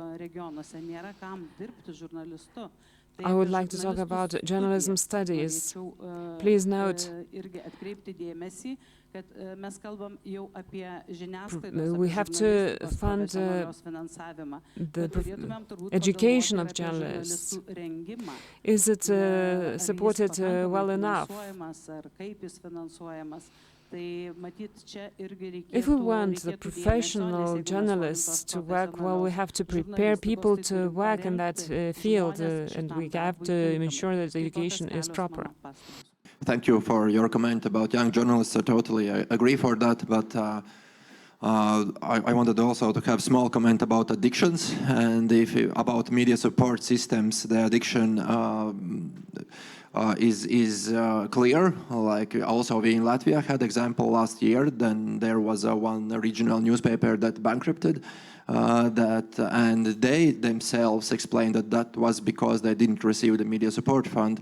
But I think that was delusional. The only reason why they bankrupted was because they were addicted. But sometimes you lose your sight and you don't see that. But the other addiction, what I hear today here is that even if Delphi and in Latvia and Lithuania and Estonia, in all three countries, we have those partnership agreements with Google. And we have had also with Facebook. This is also addiction, because this is short-term strategy, because they want us, they want to buy us off, that we are not fighting stronger for some tax policy find or to have some to get back our advertisement share, because if we get those 100,000, 200,000, I don't know how much, then more probably we will be happy about the corporation or Facebook or Meta or Google situation, because we are getting money from that. And in that point, all consortiums or NGOs lose I think also this site, because in the long term we will lose much more money from the advertisement market crippling. Why not, please? And just to add some oil to this fire, I just wanted to add that we have spoken a lot about platforms, and we have spoken about the duel between journalism and social media, but we have only mentioned artificial intelligence in context of creating good instruments to create good journalism, but we haven't talked about what the next fight will be with artificial intelligence, who will be substitute journalism and maybe substitute the social media also. Yeah, okay, thank you. So, if there are, jeigu yra dar kokių nors klausimų, if there are any other urgent questions or remarks, tai yra, jeigu dar turit ką nors pasakyti. If you have something to say, you must do it now. Now is the time. If not, I would like to thank all the participants and to invite you to stay for the second part. We have seen a lot of attention and tension because between politicians and journalists and media. That is a good thing. We have to be happy about that. It's a sign of a healthy democracy. It's good to be in a single room and to be able to talk, to have a conflict, to have counter-arguments. I would like to thank everyone here, all the participants of the discussion. I would like to thank Rolandas Barysas, editor-in-chief of business newspaper Verslo žinios. Thank you very much. Vaiva Žukienė, member of the board of the Media Support Fund. Thank you very much. Rasa Navickienė. Thank you, Laura.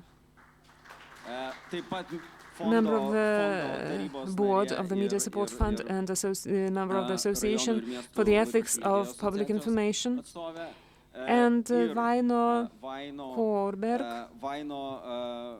CEO of the Estonian Association of News, Media and Diplomacy Enterprises.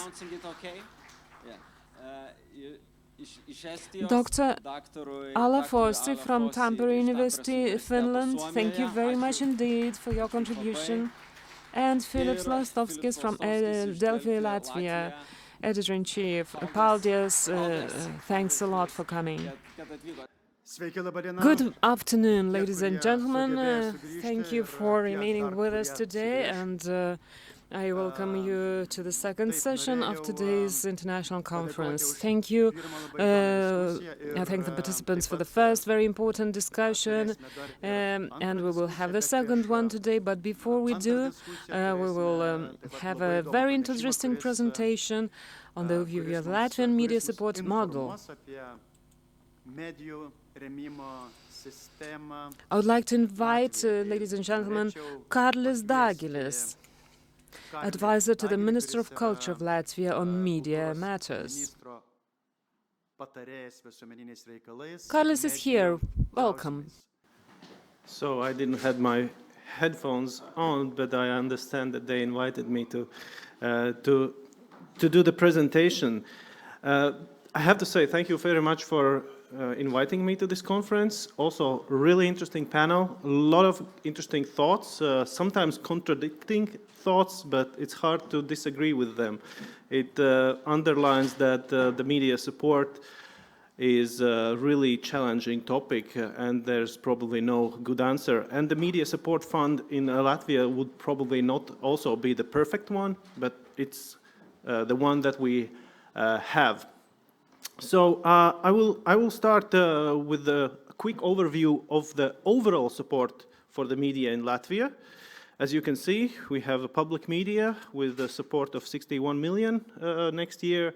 We are increasing this very much last 2-3 years so that we can reach the average level of Europe regarding the percentage of GDP. And then we have some support for the commercial media. People already mentioned the tax deduction, which is 5% only for the press and the paywall. We have support for the press delivery, which is really costly. Every year we have 7 million, but the reality is that this number is always higher, and each year it's getting more and more higher. So we have also support for free-to-air terrestrial TV. There are 2 public broadcasting channels on TV, free for everyone, and there are 4 commercial channels as well. And we, as a government, we pay the bill for the electricity to air the signal. Then we have this media support fund, which is 4.4 million euros, and this has been recently, like some 4 or 5 years ago, doubled. This was smaller, but now it's 4.4. And then we had some additional money, like one-time payments during the COVID. You know, media struggled with the advertisement, and we had to support them. So this was kind of a helicopter money for the media, based on competition, but basically everybody gets something. And also for the media digitalization, it's the recovery fund from Europe. We got 12 million euros for 2 years. They can have some money for technical digital advances, basically instruments, and also digital competencies. Some media, there were limits, 700,000 euros. Some media get even 700,000 euros for their projects. So overall, I would say this is a reasonable amount. There's a reason why Latvia is pretty high in the World Press Freedom ranking. But as you know, as the same in Lithuania, the most challenging thing regarding the press freedom index is always the economical situation. So that's why we need also this media support fund. And after the coffee break, I think it's a good time for you to have a small survey. And Of course, this is called media fund, but if we would call it otherwise, what do you think we should call it actually? Is it media support fund, the content, the journalist support fund, or the audience support fund? So quick voting, who votes for the first option, media? Raise your hand. So some 5, 6, 7, 8 hands, okay, 9, all right. The content, should we support content? Also, very even, it's like 10, 11 hands, okay. Journalists, should we support journalists? Oh, only 2, okay. All right, and the audience, who actually pays for this as the taxpayers? So also, really even, you know, and this underlines that it should be all the directions, right? So what the Latvian support fund is really for. So here is the long aim, and I put in bold the keywords you can find. So we support media, we support original content. I cannot find the word audience here. I can find the journalism, but I cannot find journalists. And in 2 places, I can see Latvian language. We are a little bit obsessed with Latvian language. Of course, there is a good reason for this. We need to protect our culture, identity. We are a small country, so we put 2 times Latvian language. And small anecdote about the Latvian language, because this was a problem previous year. We had a project in the Media Fund, which was a TV program, documentary, and there were people speaking in Russian, and they put the subtitles in Latvian. So the question is it in Latvian or is it in Russian?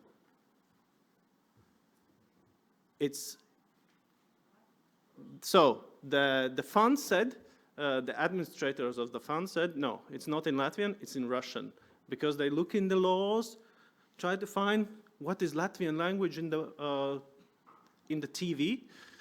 So you need to overdub it. But of course, we looked at the overseeing board, looked at the larger aim, and saw that they actually fulfilled the larger aim, and they didn't look specifically to this problem with the subtitles. Next year, we of course put in the definition that Latvian language should also be in the audio.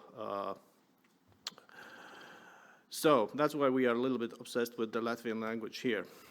So the media fund in Latvia. So how these around 4.4 million euros are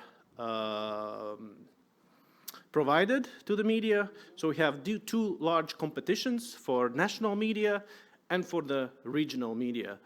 And as you can see, there are different amounts of money for formats. TV gets the more, radio 500,000, press 500,000, internet 250,000.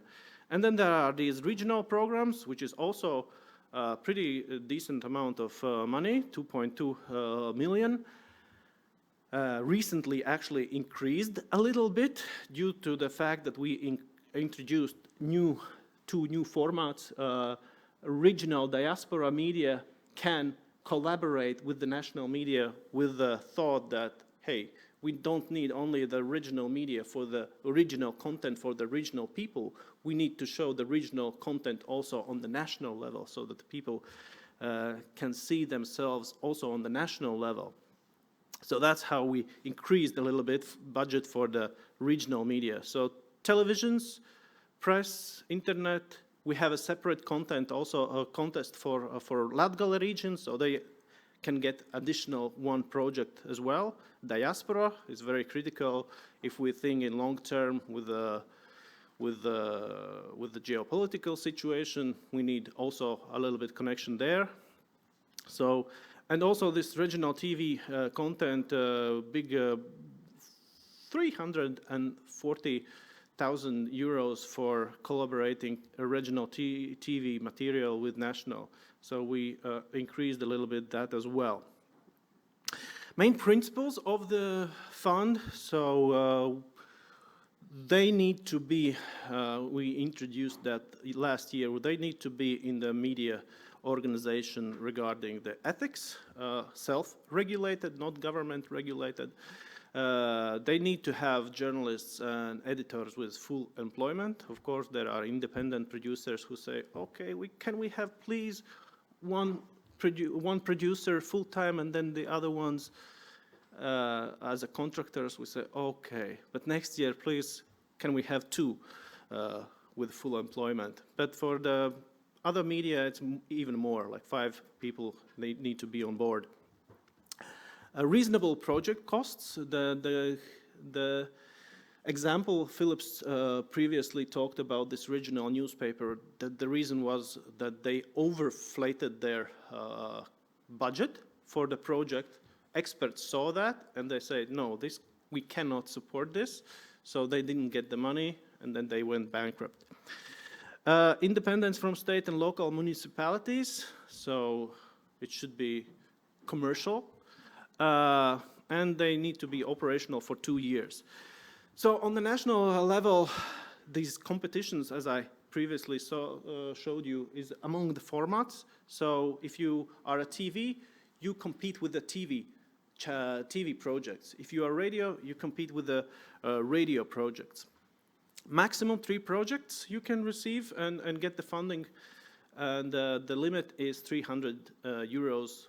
So pretty decent amount, and even 50 more if you are on the free-to-air terrestrial as a bonus that you are on that platform.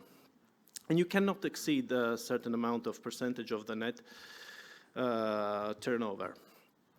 And for regional diaspora, we need to have the original content, and the competition is organized in a way that everybody actually gets something if they follow the main principles.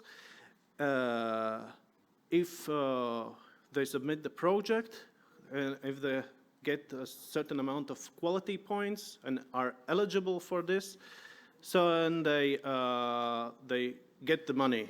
Of course, the projects exceed the amount of money that we have, so we take something away. We say you can write 3 articles less.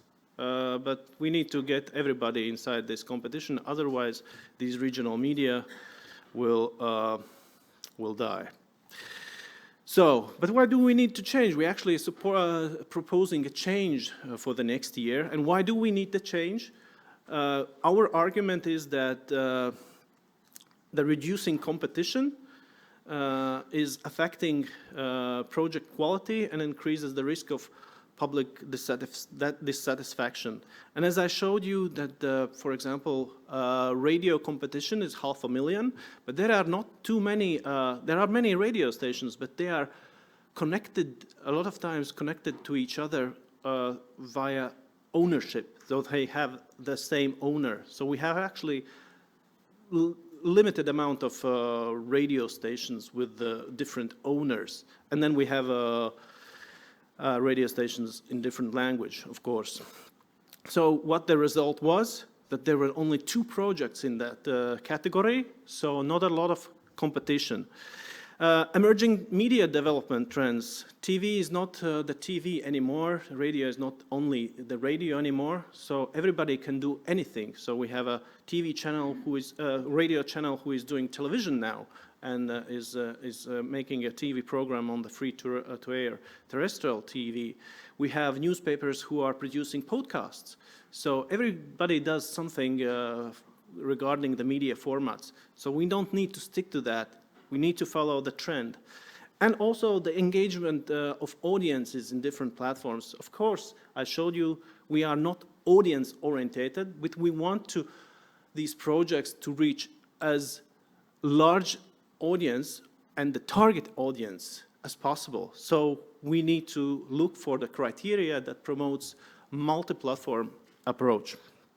So the change that we proposed is going away from the formats and allowing free competition. This is in the national media competition. So we are reducing also the amount of money per project, only more, micro and macro projects, 50,000 to 100,000 And they can propose three micro and 3 macro projects and receive 2 micro and 2 macro projects. This is really free competition, no matter what the format is. And as you can see, who can be disappointed with this? Of course, the radio, the television, they had the largest amount previously in their own sort of box. So they need to allow the competition now with the press and the internet. And what if they lose? So they don't get the support, right? So a lot of debate around this, a lot of letters to the parliament, a lot of letters to the fund, a lot of arguments in the public space as well.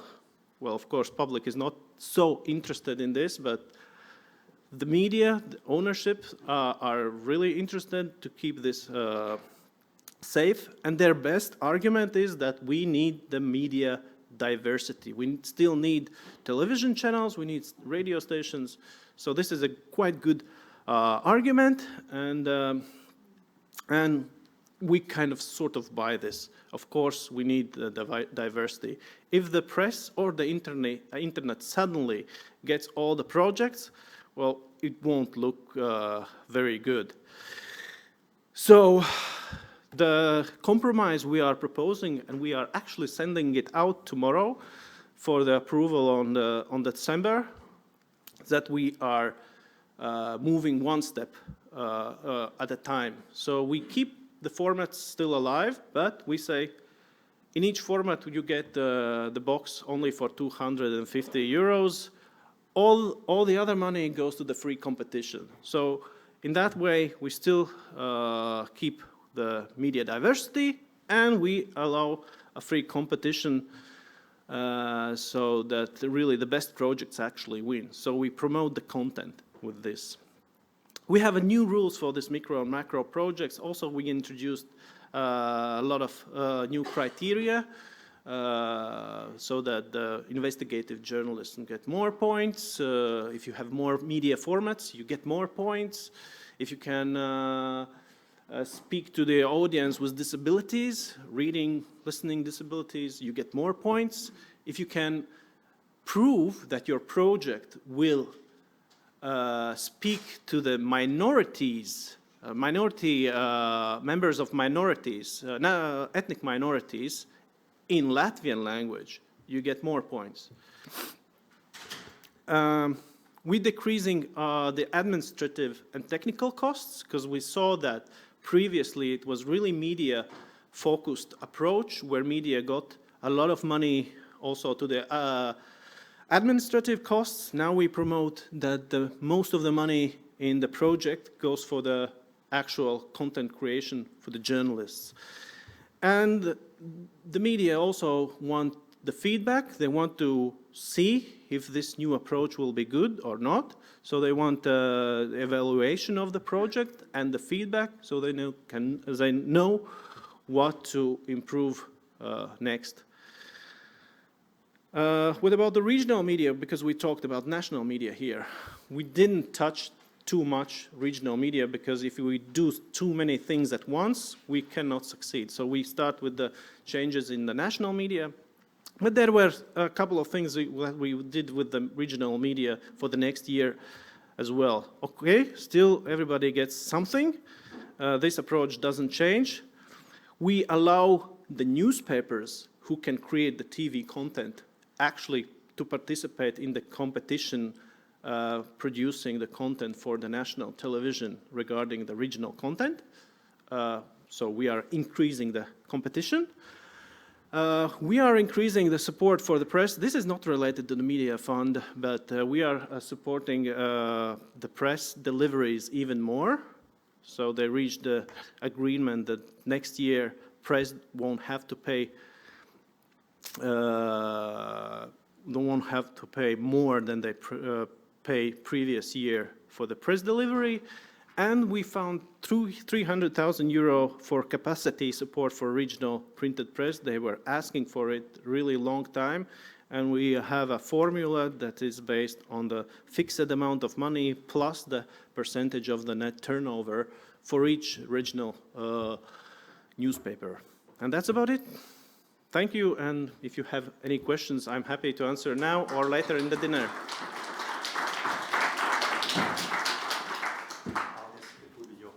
Somewhere here. Paldies, Karlis, and thank you very, very much for this presentation. So now I can see why Lithuania and Latvia were having blue colors, according to Professor Jastramskis. The models are very complicated, but I hope they work. So thank you so much for your presentation. Next discussion will be about exactly that, different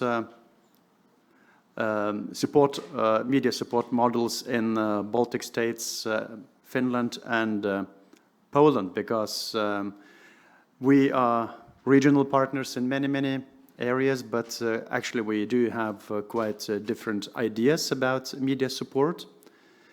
And so we will be speaking about that. So I would like to invite our esteemed moderator, Auksė, please come to the floor. And Auksė Balčytienė, sorry, I'm speaking in English. Yeah. So Auksė Balčytienė is a professor from Vytautas Magnus University Department of Public Communication. So here you are, Professor Dr. Auksė Balčytienė. My dear colleagues, hello.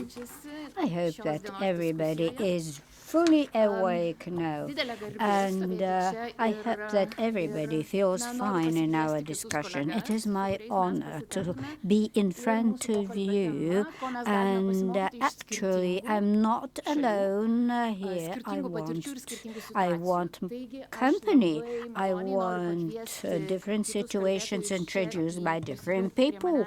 So I want to invite you and Karlis Dagilis. He is the person from, I would say, representing the Minister of Culture. Advisor to the Latvian Ministry of Culture and Media Issues. Andres Josar, advisor to the Arts Department of the Estonian Ministry of Culture and Media Issues. Then my great pleasure to invite Karolus Gutka, head of the Media and Creative Industries Department of the Polish Ministry of Culture and National Heritage. Next in my list is Davidas Velkas, head of the Public Information and Copyright Policy Group at the Ministry of Culture of Lithuania. And Mikko Gronlund, head of research at the Finnish Future Research Center, University of Turku, Finland. Sounds really ambitious. As I was introduced myself, I'm a professor of journalism and public communications from Vytautas Magnus University in Kaunas. Well, my colleagues, I will join my colleagues at this table. I think we're going to continue with the discussion that we had in the first half of our conference. You know, we have already seen the colored map introduced by Professor Jastramskis. You know, I suddenly remembered Milan Kundera, his essay that was written in 1984. He spoke about Central and Eastern Europe. And the essay was a tragedy of Central Europe, okay? So the essay had the main idea. In 1956, in Budapest, there is an attack on Soviet tanks, and the head of the foreign media speaks to the whole world and tells about the Soviet army having invaded Czechoslovakia. And he said, you have heard, we will die for freedom, we will die for Europe. These were his words. The essence of the idea was that Europe, in general, Europe, like Western Europe, was so far away, it was behind the Iron Curtain. And for the eastern part of Europe, or central part of Europe, it was something very cultural, very bright, very democratic. now we are part and parcel of Central and Eastern Europe. We are, I think, looking from the Ukrainian perspective, we are that western part of Europe. Demantas Chomsky's map has suggested that I want to explain that okay, even though geographically we're very small, we are very diverse. We're very different from each other. We are, I think, of one opinion. We are a very important part of democracy, and we all agree that a viable functioning of media is of critical importance.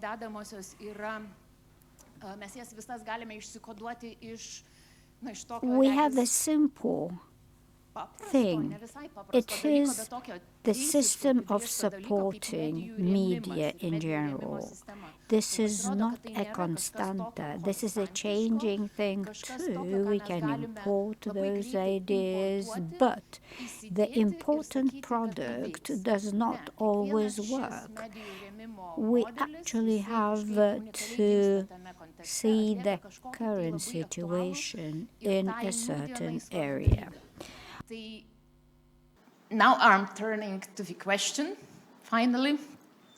So in this session, the focus should be on what can we learn from our own country's experience, and what can we say that there are issues that have been indeed functioning well. There are lessons learned, and each of the country's media funding model, in a way, by trying to solve some specific urgent or less urgent, but some specific kind of urgencies, some specific issues, has kind of defined a set of principles, set of guiding strategies that shape the character of the media funding. So I would like to address every one of the countries being represented here, and then by addressing good practices, lessons learned, perhaps you can also identify country specifics, because here we have Finland, here we have Lithuania, Latvia, Estonia.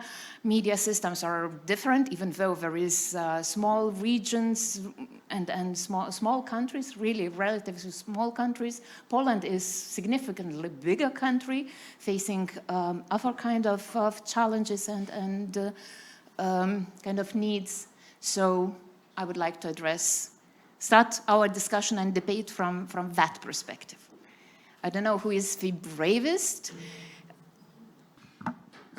Yeah, hello everybody. It's sitting here being the smallest in many terms when we're talking about these media environments, and I was really ashamed about the numbers I saw from Latvia and Lithuania's support from a state budget and state institution towards media. Doesn't matter, is it public service or is it private media? It's I'm not sure even can I tell the numbers what Estonia has, but these are so small. It's private media.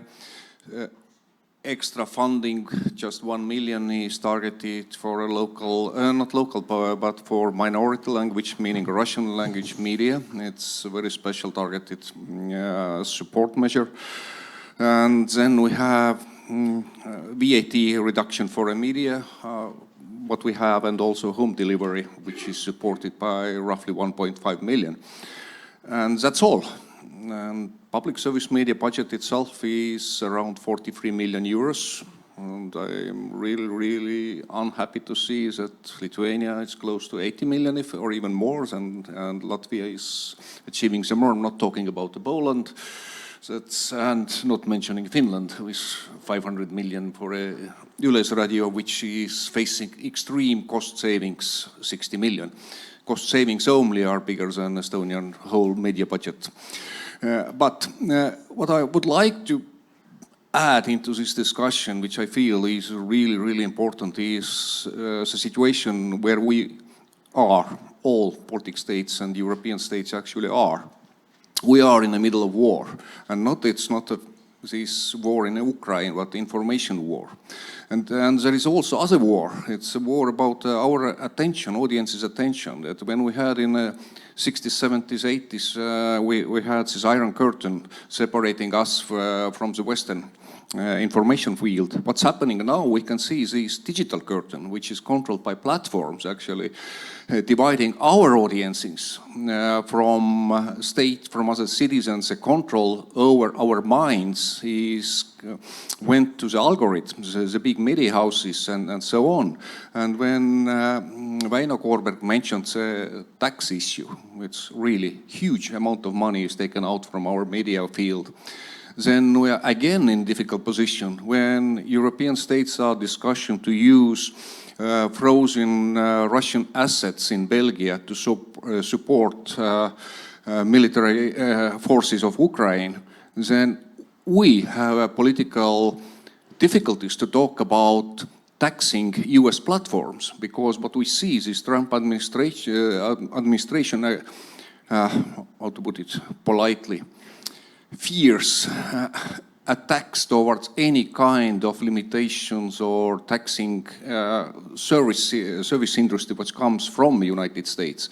So we have a huge political issue when our politicians are talking about extra tax for US driving media. Then the question comes, okay, yes, you will introduce a tax, but Donald Trump has promised to increase European tariffs up to 100%. So we are in a very problematic situation. And this is one war level. And I'm not saying, I've been put it really, really in dramatic way, just to give you an impression. It's the enemy outside, actually. We should focus. This is what's happening around us, and we shouldn't fight against each other inside of our countries. I mean, these conflicts between, or tensions, I can understand there are tensions in private media and public service media, but this is not the real question. We should unite this. We should have more synergy, more cooperation on this one, instead of fighting each other. The fight between private media and public service media ends that one agent on a field will fall, and the big enemy will have just one to fight with. And this is a problem. I should really, really recommend to find more cooperative means and on all levels, instead of having this really dramatic brother killing inside of media. We should unite and to see that to keep our audiences informed, which is crucial for democratic societies we have. We should focus on now which is coming, artificial intelligence impact on the media and on all this kind of. We are not in a driving seat of artificial intelligence, for example. This is our challenge. Sorry, it took so long, but I am really worried what's happening in all media markets in Baltics and in Europe overall. Sorry, it's too long. But thank you, Andres. I think it's a brilliant issue, and kind of finding a kind of linkages, a collaborative partnership among media, as you mentioned, public service media, commercial media. But would you call this as a finding from Estonia? Would you have a public debate? Would media initiate a public debate in a public sphere in Estonia on such an issue? Or are you talking now as a scholar, as an analyst, as a sort of as a grandfather? Okay. So it's yes. But the question, would Estonia discuss this kind of issue in public, in the media, with citizens, among journalists, with politicians? Yes, yes, we have. We haven't found very good common grounds. We haven't found.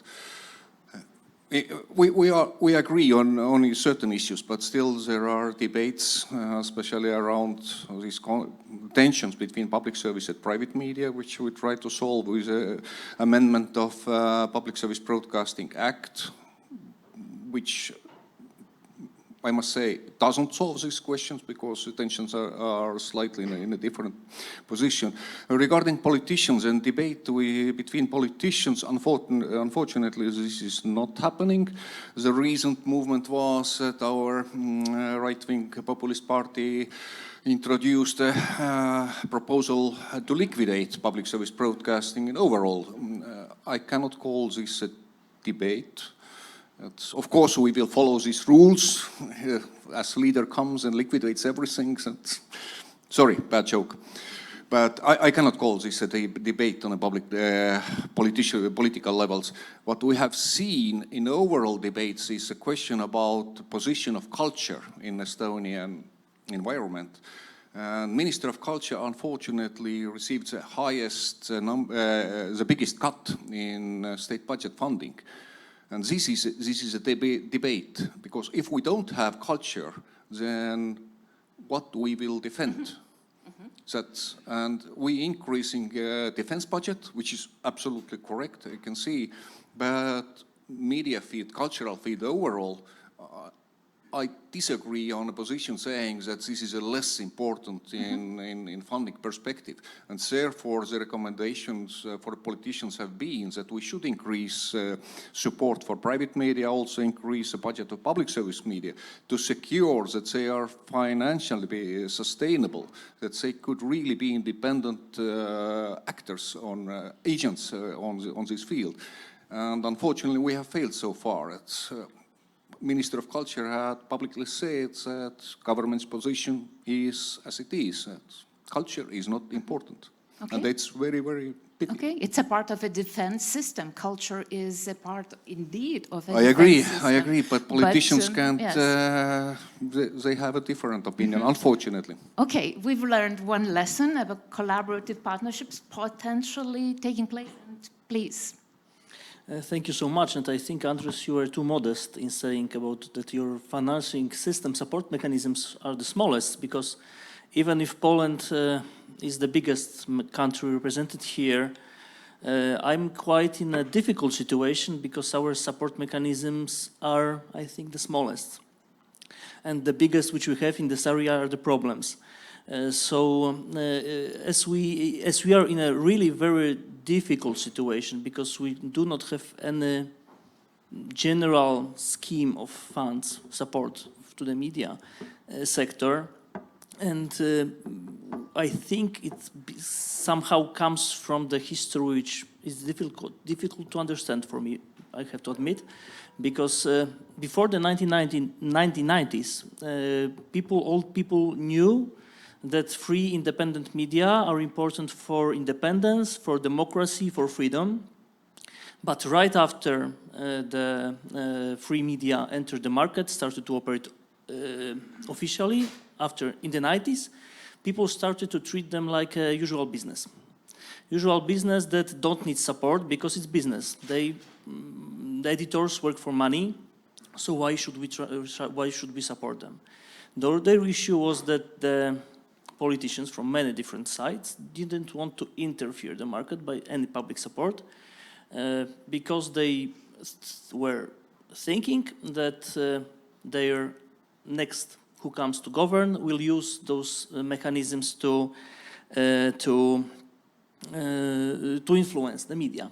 And that's why we have not created any real state support for media other than public. But still, for the public media, we still also did not prepare a system that works well.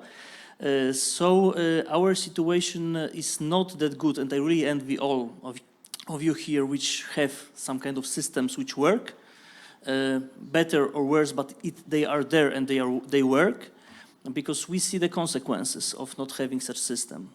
Because we feel, and I feel, that the society without strong, reliable professional media is less resilient for disinformation, for example. And we see in Poland people are very open to all the new technologies. And when the internet appeared, then social media appeared, people trusted them much more than reliable professional media. And they started to look for the information there rather than in media. So, and it started to change the media market. Then we have less and less professional made content.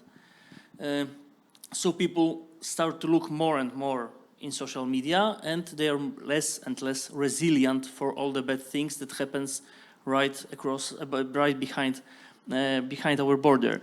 So we see that we need to do something, and we start to discuss it with the market. We start to work on some propositions, but the difficulty which we have right now, and the difficulty which is also the effect of inadequate reliable media organized, is that the society is very polarized. In such polarized society, it is really very difficult to find a compromise and to build a scheme that would be accepted for all the sides from the political sphere. So even if we start to work on something, it will be really very difficult to deliver. So we have to work very hard. And as we see that on the national level, the situation is not that bad, we really need to support as quickly as possible regional media. The other issue which we have on the regional level, which I have to say, and Lithuania already solved it, is the big market position of, let's say, media governed by local authorities. They compete with the independent media on inadequate level. So we now try to somehow limit this activity of local authority press, as we call it, and to give the more chances to the independent media. And we also work on some kind of quick responses, how to quickly respond and to quickly create somehow of little program to support those local media, and still working on the bigger one, but which would be very difficult to adopt in a polarized society, polarized parliament. So, and we see that the issues which we should solve as soon as possible is the support of the local media editors of the local media, but also the distribution of the press on the local markets.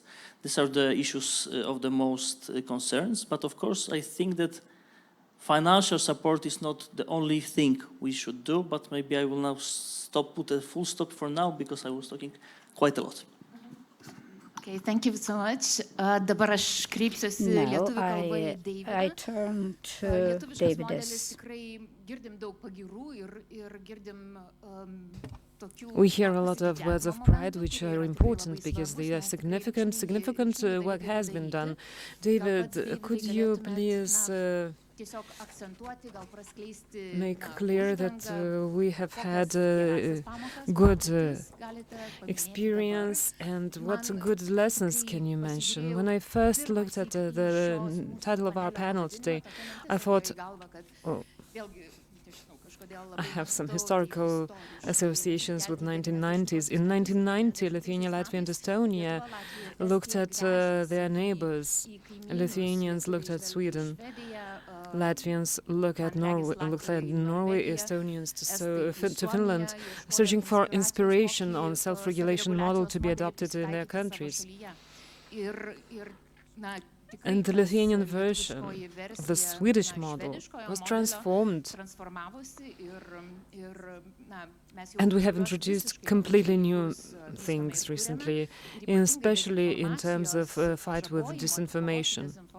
I'm very happy that our neighbors in the Nordic countries, in other European countries, are also learning from the Baltics in disinformation sphere and finding out the ways to fight disinformation and what mechanisms we have in place for fighting disinformation, and how this process is functioning when we recognize misinformation, disinformation, and how media are involved in work with bad material, not only fake news, but also propaganda. David, could you speak about the good experience, the good lessons learned? Thank you for this opportunity, indeed. to share about our experience. I couldn't say that we were successful from the very first attempt, even with the model of media support and its renewed model. So, to colleagues who are not unsuccessful from the first attempt, here's my encouragement: just to go on. Never forget this idea. It's not from the first attempt that our model started functioning well enough, but an important impetus for that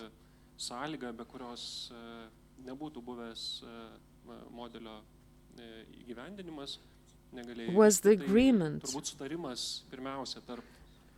between and among media organizations that it's high time to do that, and that delay would be harmful substantially. The COVID era also contributed to that. Other problems also helped us. They showed us very clearly that the past model was too old and incapable of adapting to the fast-changing world. And conditions for media functioning, and also habits of media consumers. Finding a consensus was crucial. I hear you, colleagues. I hear that there are divisions among communities and in societies. In this atmosphere, indeed, it's quite difficult to reach consensus on a model that is good for all.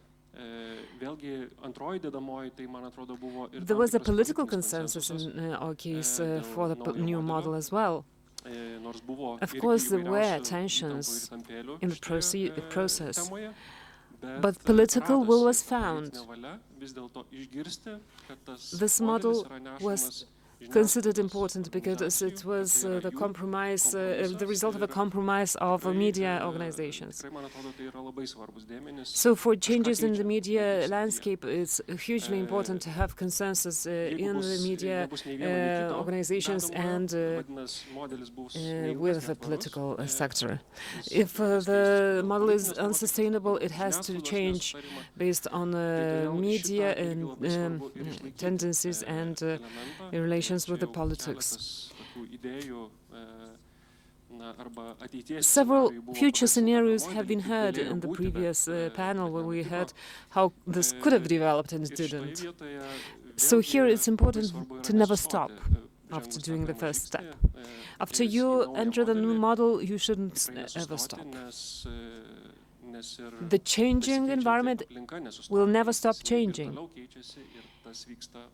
Changes come fast. So if you think that you've learned your lessons, and that if you think you need to rethink something, please do so. In the first panel, our debate ended with assuming that the media should not stay in a comfort zone. It should not become adapted to a sufficiently good model or be dependent on that. Diversification is key. Diversification of funding from various sources is crucial. Opportunities for local media and regional media differ from the opportunities for national media. But to my mind, it's crucial to understand that we look at the small editorial boards first. Start local, start regional, and then move to national. Next, we went to introduce changes into the media landscape of national ethnical minorities media. This could have been introduced even before, but it's impossible to do all things at once, as our Latvian colleague has mentioned.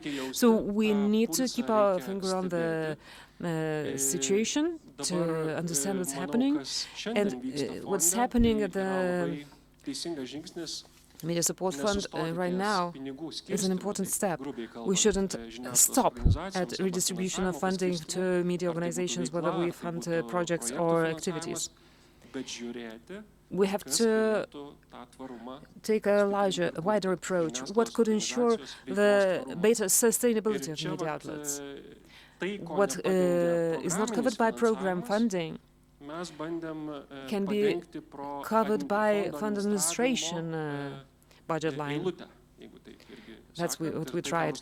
As Ruslan has mentioned, we're devising new tools which could be helpful to the small editorial boards.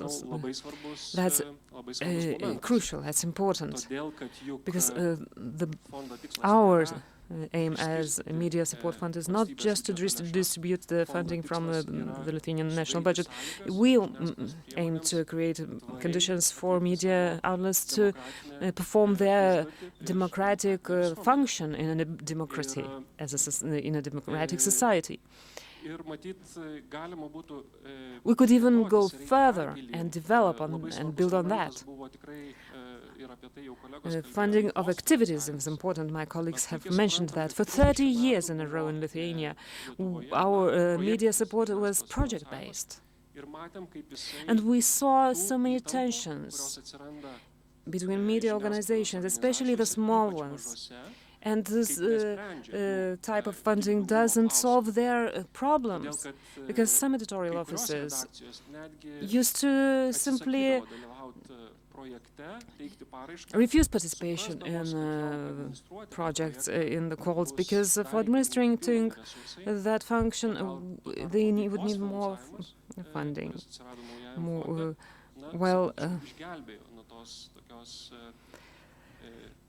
This kind of support helped to other media outlets, because they were also forced to do something after they got funding. And some media outlets were unable to do things. They didn't have the capacity. So you need to take a holistic approach. We also looked at a way to reinforce journalism. That's why we introduced grants to natural persons with certain requirements.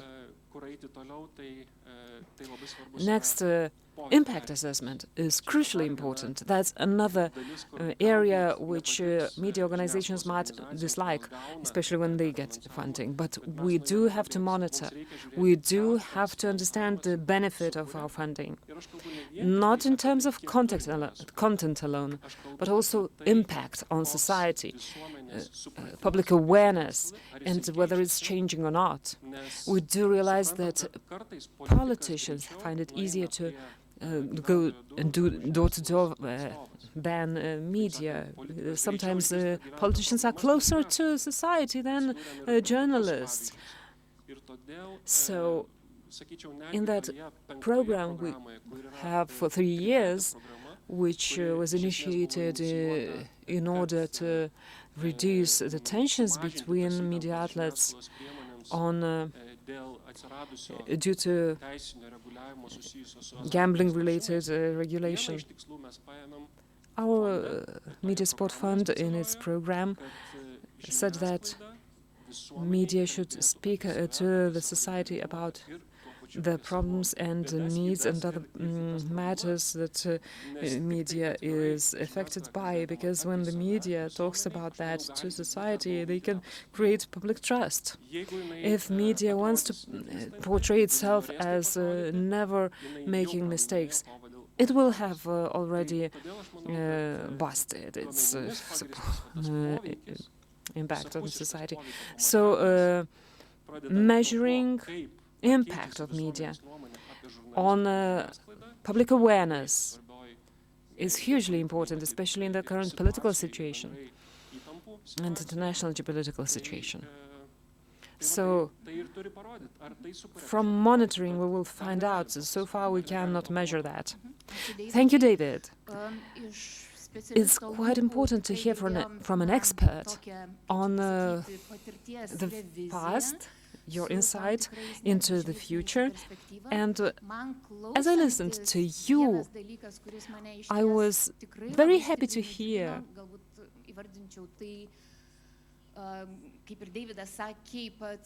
there was a consensus. In the political culture of Lithuania, there's quite a lack of consensus. It's a phenomenal lack of consensus. But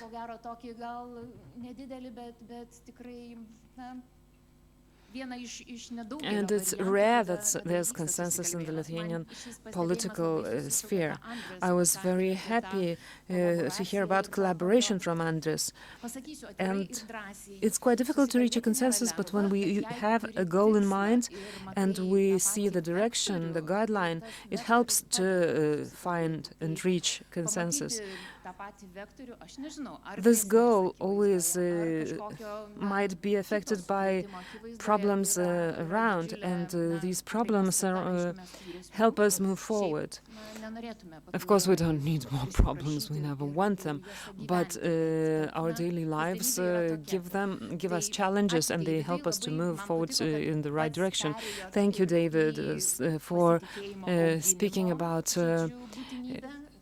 the importance for media to build trust with the audience, to get audiences back and internauts, to attract internauts. Dabar žvelgsiu į Suomiją.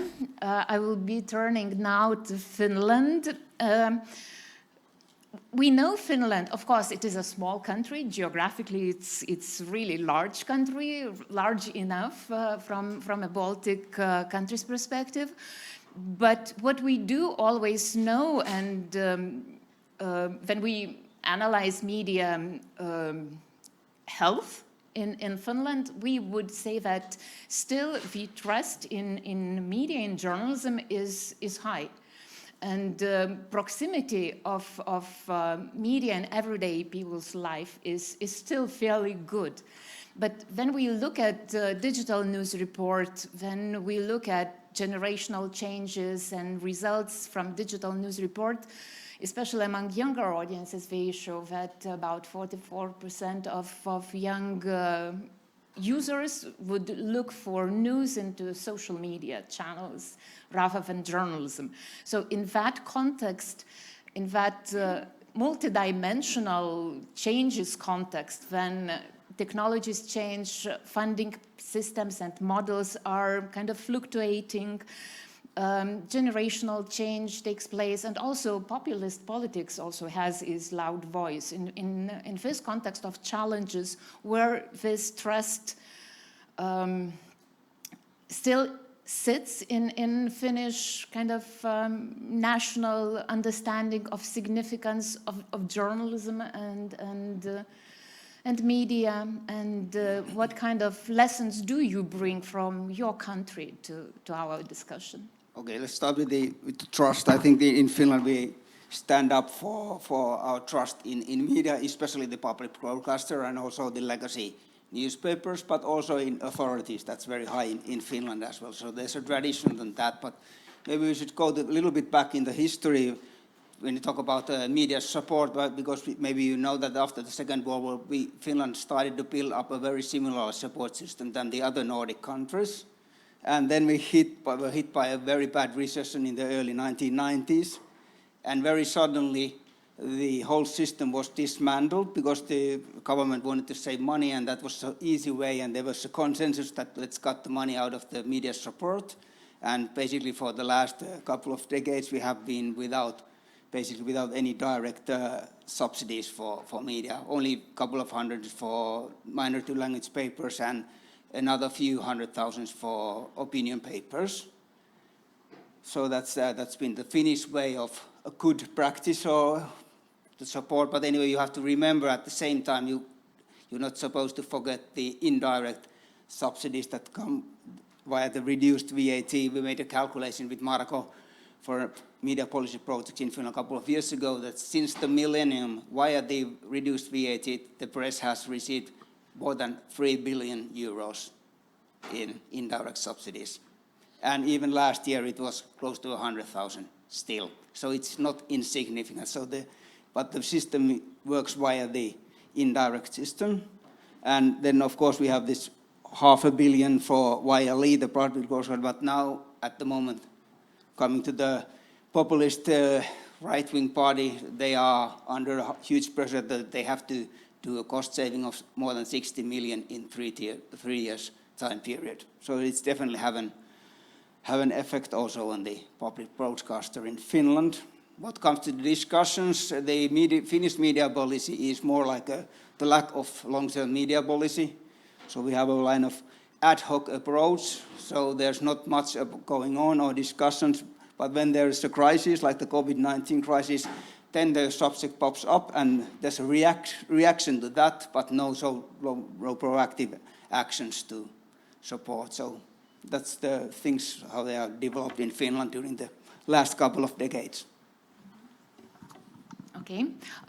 When you reminded me of 1990s and crisis in media in 1990s. Economic crisis. Yes. Well, economic crisis and then, of course, crisis in the media. I've somehow mentally went back to that time when I was studying in Finland for 6 years, and I kind of remember that time, but what kind of popped up in my sort of thoughts about this kind of cultural resilience of sisu, kind of, okay, you have to do it, you have to survive, and you have to sort of continue doing that job. Yeah, I think that's been the sort of the approach of the Finnish newspaper publishing companies. If you see, we did a little study with Marko and Mikko Villi from the university about the press subsidies in Norway, Sweden, and Finland, and also the financial performance of the companies in those countries. You could see that actually the Finnish companies were the most profitable and most viable in many aspects of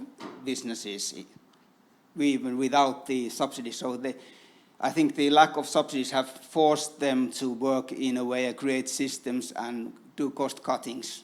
Mm-hmm. So they are still viable, but of course they are losing money. As in other Nordic countries, the advertising markets have been going down, the number of circulations have been going down, so it's challenging. Mm-hmm.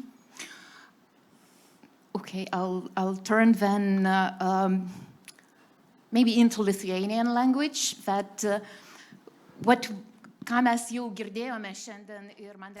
we have already heard, we heard from the Latvian colleague, from Delphi representative, we already have heard that journalists continue to work, and quality journalism has a certain drive. Conditions may be favorable or unfavorable, but journalism persists. So now, I think I come back to the Latvian situation, and my question is about your good practice.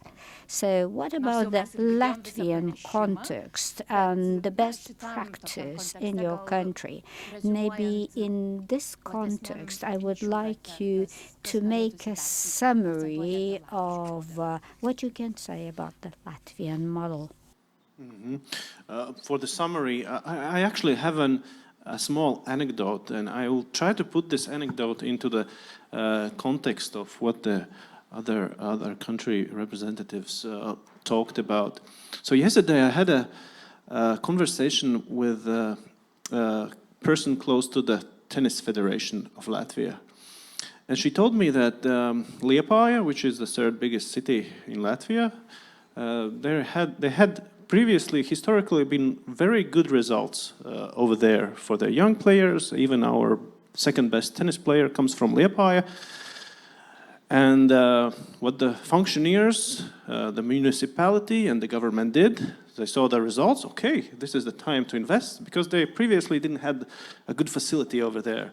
So let's invest in the facility because we see the results. They built the facility. What happened with the results? They started to drop. So it comes to the question, so what drives the results? So what drives the results in business, in sport? What drives the results? So it's a competition, actually. It's the competition that drives the results. And probably if we put that into the media context, that also we need to kind of create environment where this competition is endorsed. The other thing that this person from the Tennis Federation told me, okay, that facility is not the reason why the results dropped. So they actually get the facility. It isn't the reason why the results dropped. the reason is something different. So what could be the reason with the young people these days?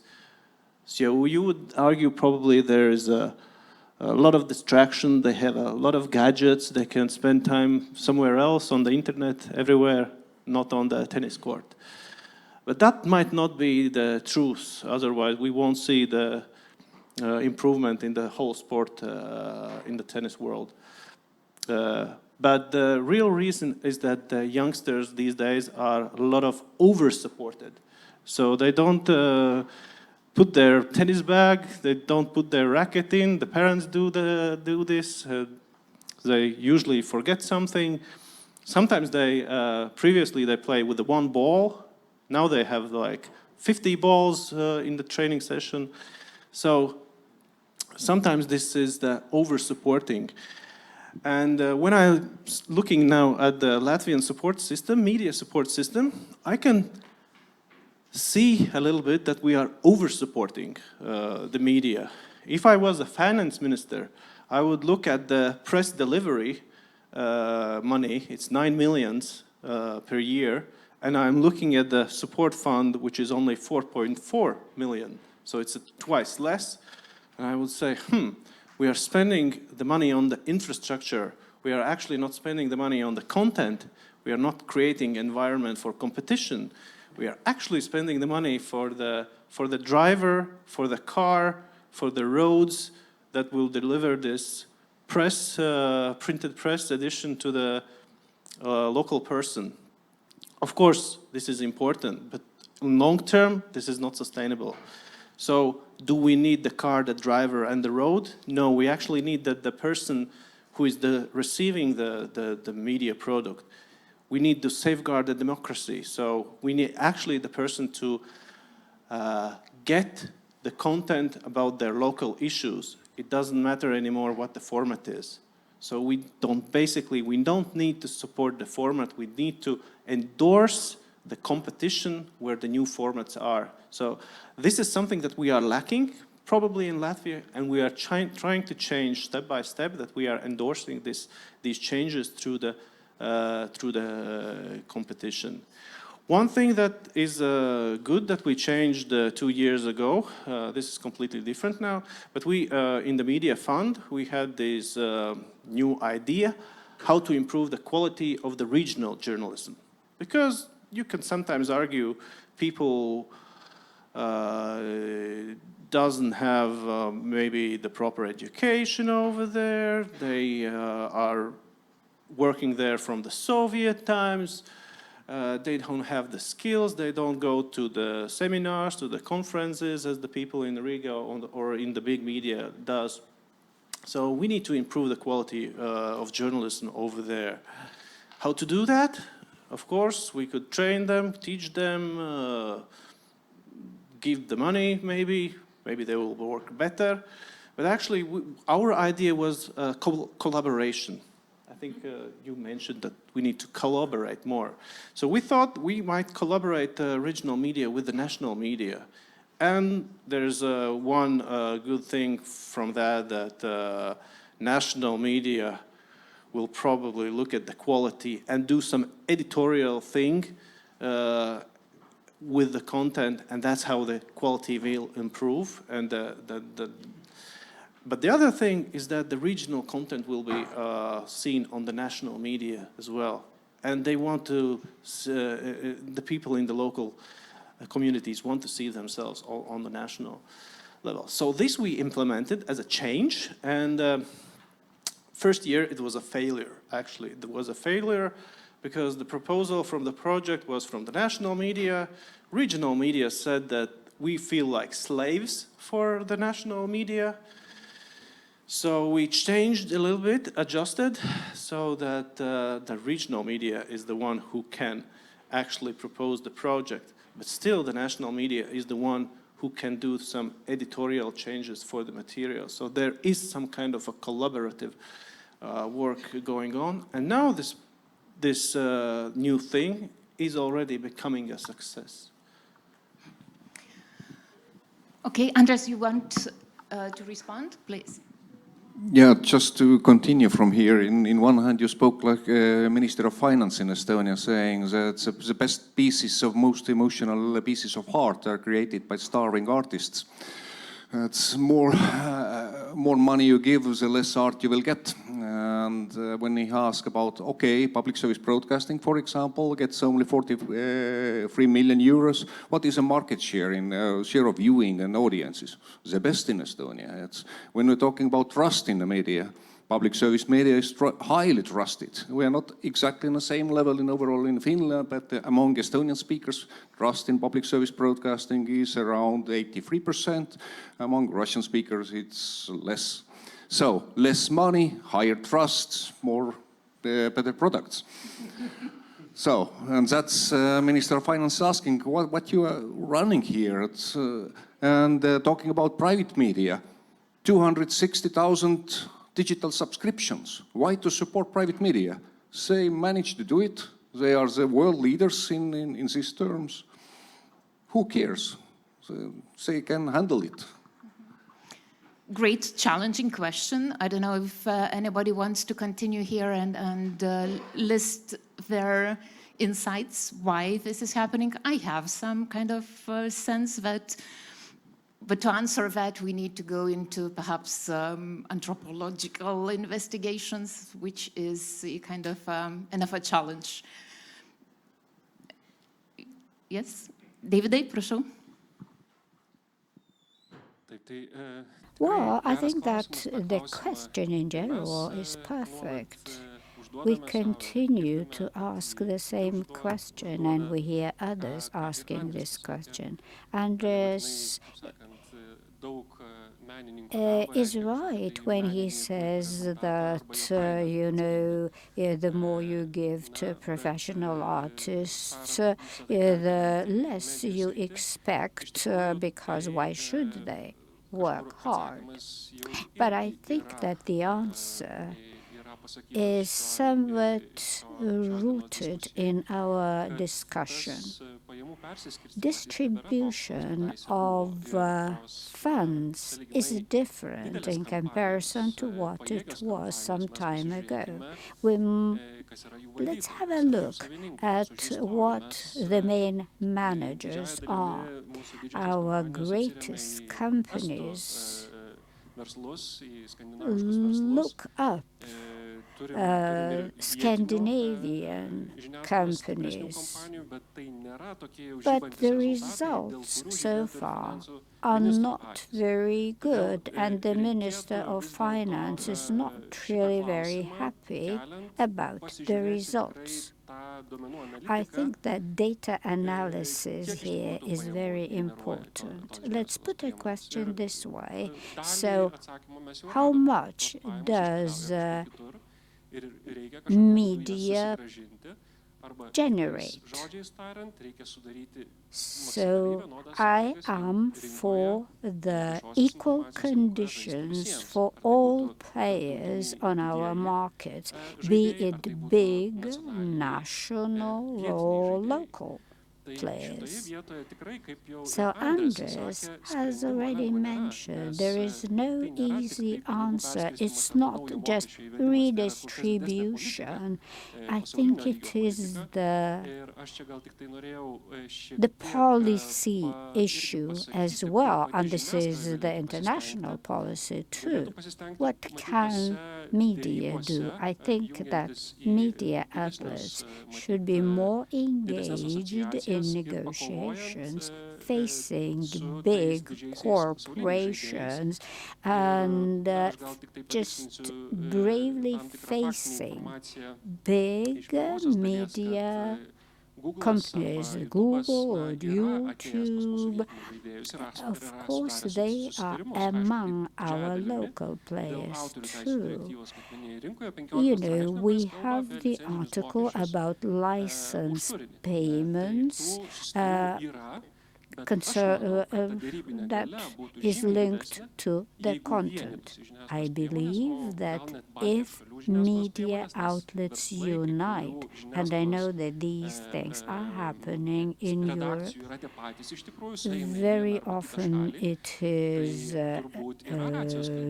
rooted in one or two countries. So I mean to say that media companies or media outlets should be able to fight for a bigger part of the pie. Thank you, and I would like to raise two issues. First, as we are in the middle of discussions with our Minister of Finance on the level of support for public media, and just before discussions about media support for other types of media, we all know that for Minister of Finance it's money for nothing, because we do not see any results, because we are achieving content, but why we need it? You can have the content online, you can find it created by someone else. So we all know it, but we have to start make people understand that it's not just spending money. It's investing in safety, in resilience, in well-functioning democracy. So we need those money, we need to invest, and we need to start to make people think differently. So we need also to educate society. We need more media literacy. And I think that the more reliable, professionally made content we will have, the more people will start to see the difference between the professional made content and the content which they find online. And also it is the role of media to show to people this difference, that it is not the same. And the other issue which I would like to raise is that we need also this type of support because we have lack of level playing field. Many people repeat it. We have to remember that if we want it or not, we support very much not European, not our national big techs. Big part in some states, majority of advertisement funds go to Google, Facebook, and so on. Big parts of our state money, which public entities spends on the advertisements, go to those platforms. And we have to somehow think how to keep this money on our markets. If we'll keep those money on our markets, we could talk less about state mechanisms, state support mechanisms. And I think that while implementation of ENFA, we can make a first step to make it transparent, to make people see how public entities spend their money. But maybe we should and could and should think about a next step. There is, for example, Italian case when Italian law obliges public entities to spend money on advertisements on local markets, not to spend money outside Italy too much. What we've heard from this first round, and if Miko or you would like to add, I'll give the word. But looking at kind of practices and experience, it looks like there are like two tendencies. One is that media support should go for regional media, cultural outlets to sort of preserving kind of cultural, national identity, because that's crucially significant, especially for small nations. So I would call it as a kind of a caring attitude. So we need to correct the market failure, but by supporting, by funding content and journalism that kind of seeks to address kind of regional audiences and the like. And another one aspect that I've really clearly heard, which also continues from our morning's discussion, that to be sustainable, we need to have a capacity to sort of sense the character of changes around, and also to have the capacity to sort of move forward. Sort of, I think it was Marco who said that Finnish model is kind of still trying to preserve something, so there is a kind of a need to move forward towards the innovative aspect. And that's what you mentioned about competition. It's kind of healthy competition, kind of finding a balance between competition and preservation. So I think it's a kind of, we are coming with everything, not only with Media Support Foundation, but with many phenomena nowadays. We are coming to this moment that we need to find this kind of golden balance. And when we talk about kind of innovations, this is high-tech companies, governments, states, they also, ministries of economics, their rhetoric is circling around innovations, startups, and et cetera, et cetera. So my question here would be, so how to balance those two issues that Media Support Foundation needs to serve its people. It needs to serve and assist journalists to do their job to serve democracy and sustain democracy. So these are kind of preservation and helping, giving a helping hand. But on the other hand, having this good spirit of competitiveness. If I may, just one very shortly, as I'm not the right person to tell much more, as we do not have any experiences with media support schemes. But I feel that we should not pay the money to preserve media as it is. We should pay money to let them to adapt to a changing world and to let them to compete with big competitors, which are global competitors. So we have to find a balance, but we have to remember that we do not pay for media as it is, but we should pay for the reliability which they provide, the professionality which they provide, and the high standards that which they give. Yes, if I may add my thoughts on these two questions, I completely agree. We need to invest in the adaptation into the new media trends. So that was my example with the regional newspapers and how we distribute the money to the driver and to the car, because we see every year the subscriber for the printed regional newspaper goes down 14%, and this system is not sustainable. One day there will be only one subscriber, and are we keeping up this infrastructure for this one reader? So I'm really proud of my country's investment in the media. Don't think that I want to cut the budget. Even in the times when we have to cut the budget because of increasing defense spending in defense, we are preserving the support, even increasing in the public media.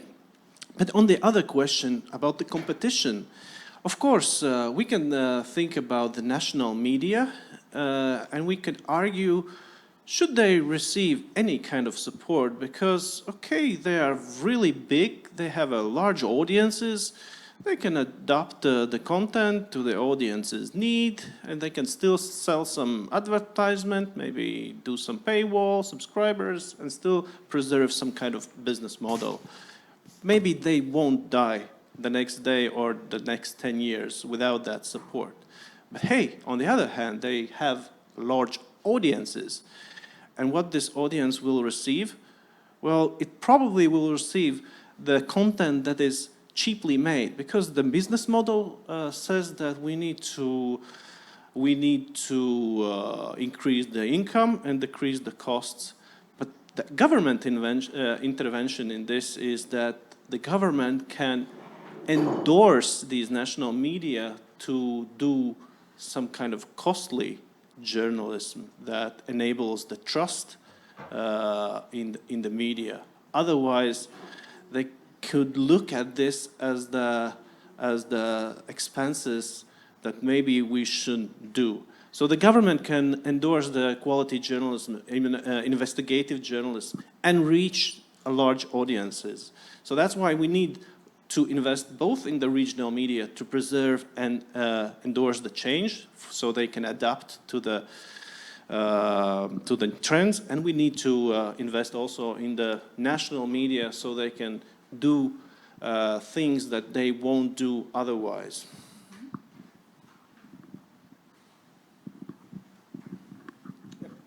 Perhaps another sort of angle to this is because I have background in business economics, so I always find it fascinating. What is enough support and what is too much? So what comes from an example from Sweden already like 15 years ago. The Karl-Erik Gustafsson, the grand old man of media economics in the Nordics, studied the Swedish newspapers, and his result was that actually they are now stuck to the subsidy system, because if they would stop the subsidies, 50 or 60 newspapers would die immediately. And we looked at the numbers latest from 2023, the situation is still pretty much the same. A lot of Swedish newspapers would die if they would cut the subsidy. So sometimes you have good intentions with the support, but sometimes the outcomes are different or even unwanted. So you have to be careful what's the balance between how much to support, and sometimes it might be reasonable just to stop to support certain newspapers because there's no viability in them anymore. We did a study in Finland around the million with Robert Picard, and we found some of the party-affiliated papers, for example, if you paid like 50 euros for a subscription, at the same time you received 150 euros from taxpayers' money. I think that's not viable anymore or worth supporting. I believe in this discussion we're coming to a point where it seems that every country finds its own truth. It tests a number of models and then it finds what suits it best. My next question, we have been talking for an hour now, and I want to ask for the audience contribution. Are there any questions?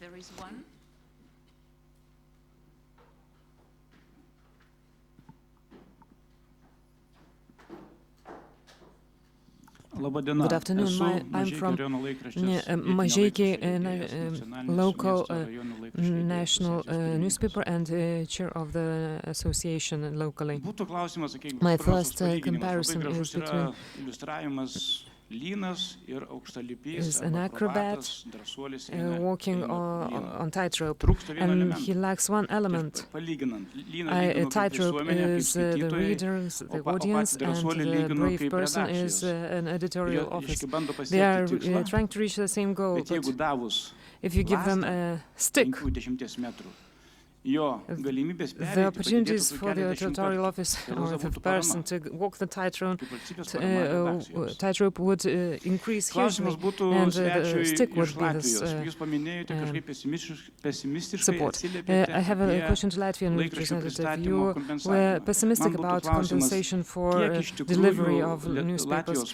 Per year, how much, many issues does the Latvian Post deliver? What's the delivery price for a single issue?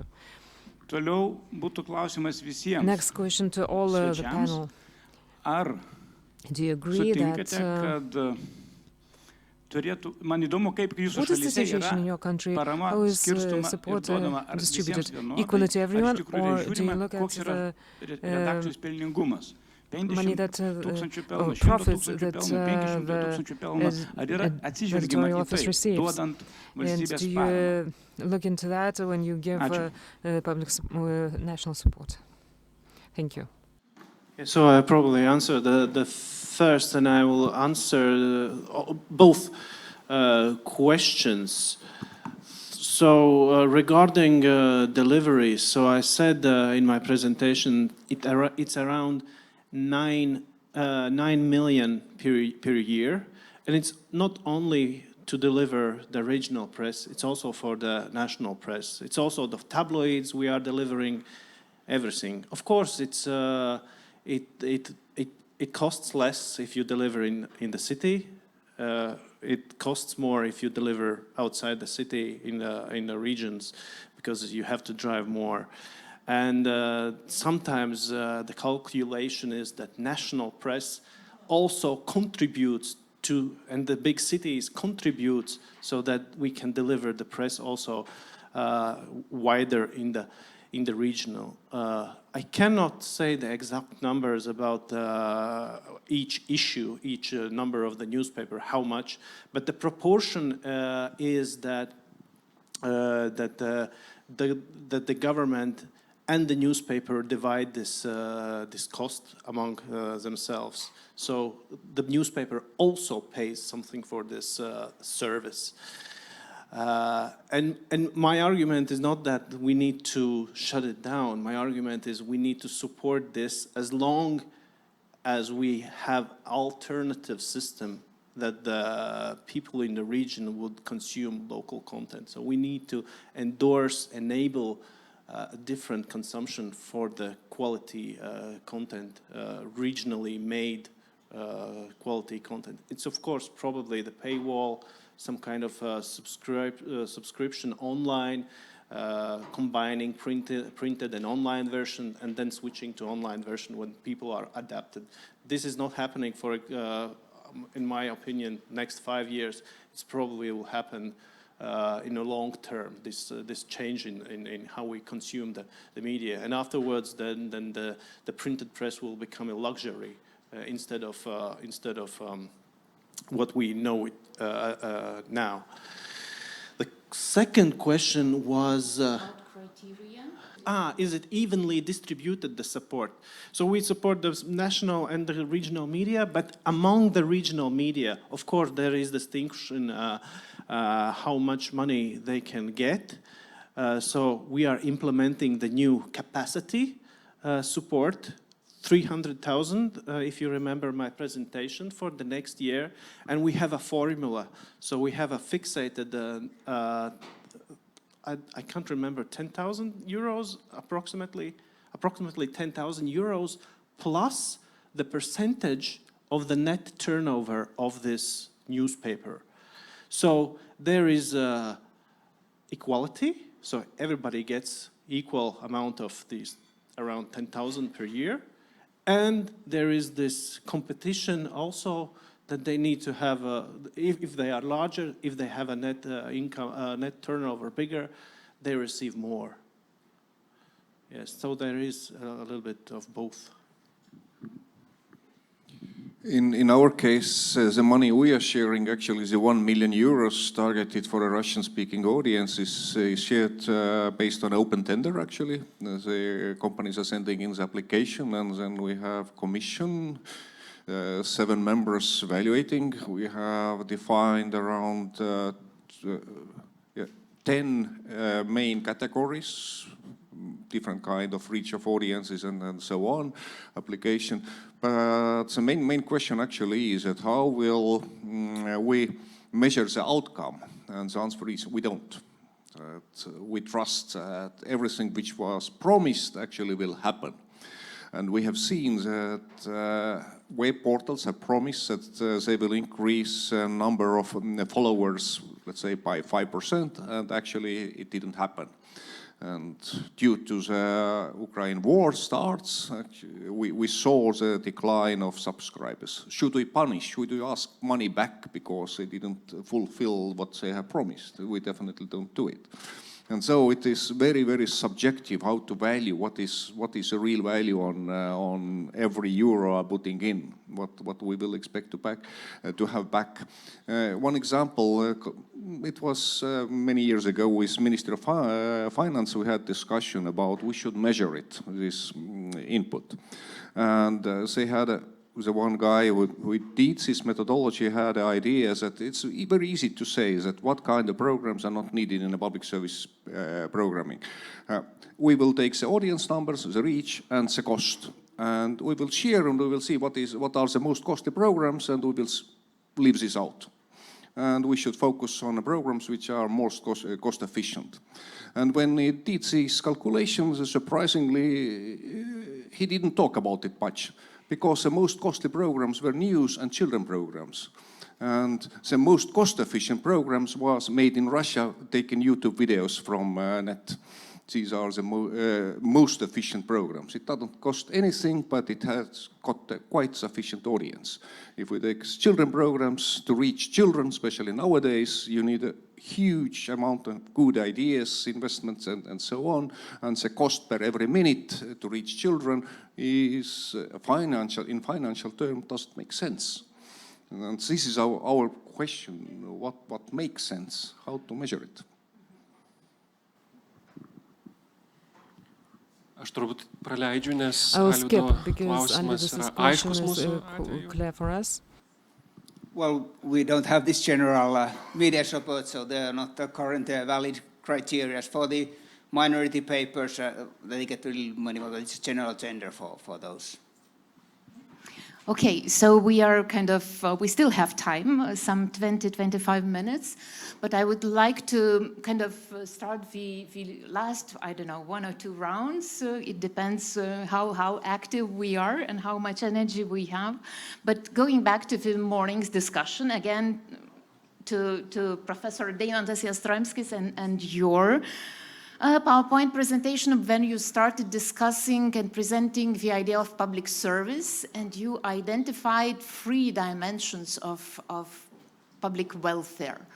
One was political welfare, social welfare, economic welfare, and I would add 4th dimension, because now it looks like we are turning to that more and more often, and I would call that epistemic welfare. Epistemic, so in that case, I would like to put this question on the table. If we would imagine that in our countries, in countries represented here on this podium, so what do you think the model of funding of media would be if the goal would be to sort of sustain and cherish epistemic welfare in our country, in your countries? Very often we have been talking on, it could be political welfare, for instance, plurality, diversity of media, sustaining these kind of ideals in media funding strategies and in general in media policies, and also economic welfare, kind of competitiveness. But what about epistemic, quality journalism? What would be your sort of response here?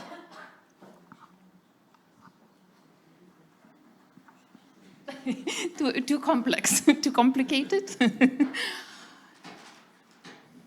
Okay, I'll give an example or an anecdote as I will follow Carlis, starting with an anecdote. Once I was reading a newspaper and one idea kind of came up. I saw parallels between a discussion. There was, in fact, newspaper, I think it was LA Times, long time ago, maybe 20 years ago, in United States, there was a huge debate whether to support high-quality dance, such as ballet. And then I somehow mentally brought a parallel. You have to train really hard to be a good dancer, a ballet dancer. Your career is really short. And of course, it's a tremendous investment for the family. Of course, journalism is not that demanding for the family, perhaps, but for a person to be a good investigative journalist, you need to update your skills. You need to really work hard. Previously, I could think of fact-checking journalists. Nowadays, well, artificial intelligence is taking a lot in supporting or even taking over in that genre. But kind of fact-checking journalists, they were like book smugglers in Lithuanian history when they were kind of keen on checking and rechecking and verifying and giving that information out to the public, explaining that this is misinformation or something like that. And the readership of those kind of pieces was sort of really, really small. So this kind of high-quality journalism, high verification, kind of very professional fact-checking, readership is really small. Ballet is perhaps, it's still also a lead dance, it's really small. So that's perhaps the example of what I've meant about this epistemic. Epistemic in the sense that it's top, high quality, but who decides on what standards? That's again a question. So I'm trying to push you into thinking, since you are experts, scholars, specialists working closely in your governments. So what's the kind of a general feeling in your countries? I'll try to answer briefly, but I think I will not be very creative in this. But personally, I think that high-quality journalism is not something you can earn on, because high-quality journalism, especially investigative journalism, needs lots of investments, lots of time, lots of resources, and in current times you don't earn money on selling newspapers. So we should pay for that just because without it, without real press who investigates, who asks difficult questions and who spends lots of time, long hours to question, to ask, to discuss, and cannot earn on their own, but it is absolutely needed to the right work of the democracy. Without this, the democracy will sooner or later fall. So this is why we should support this thing, and this is why it is so important.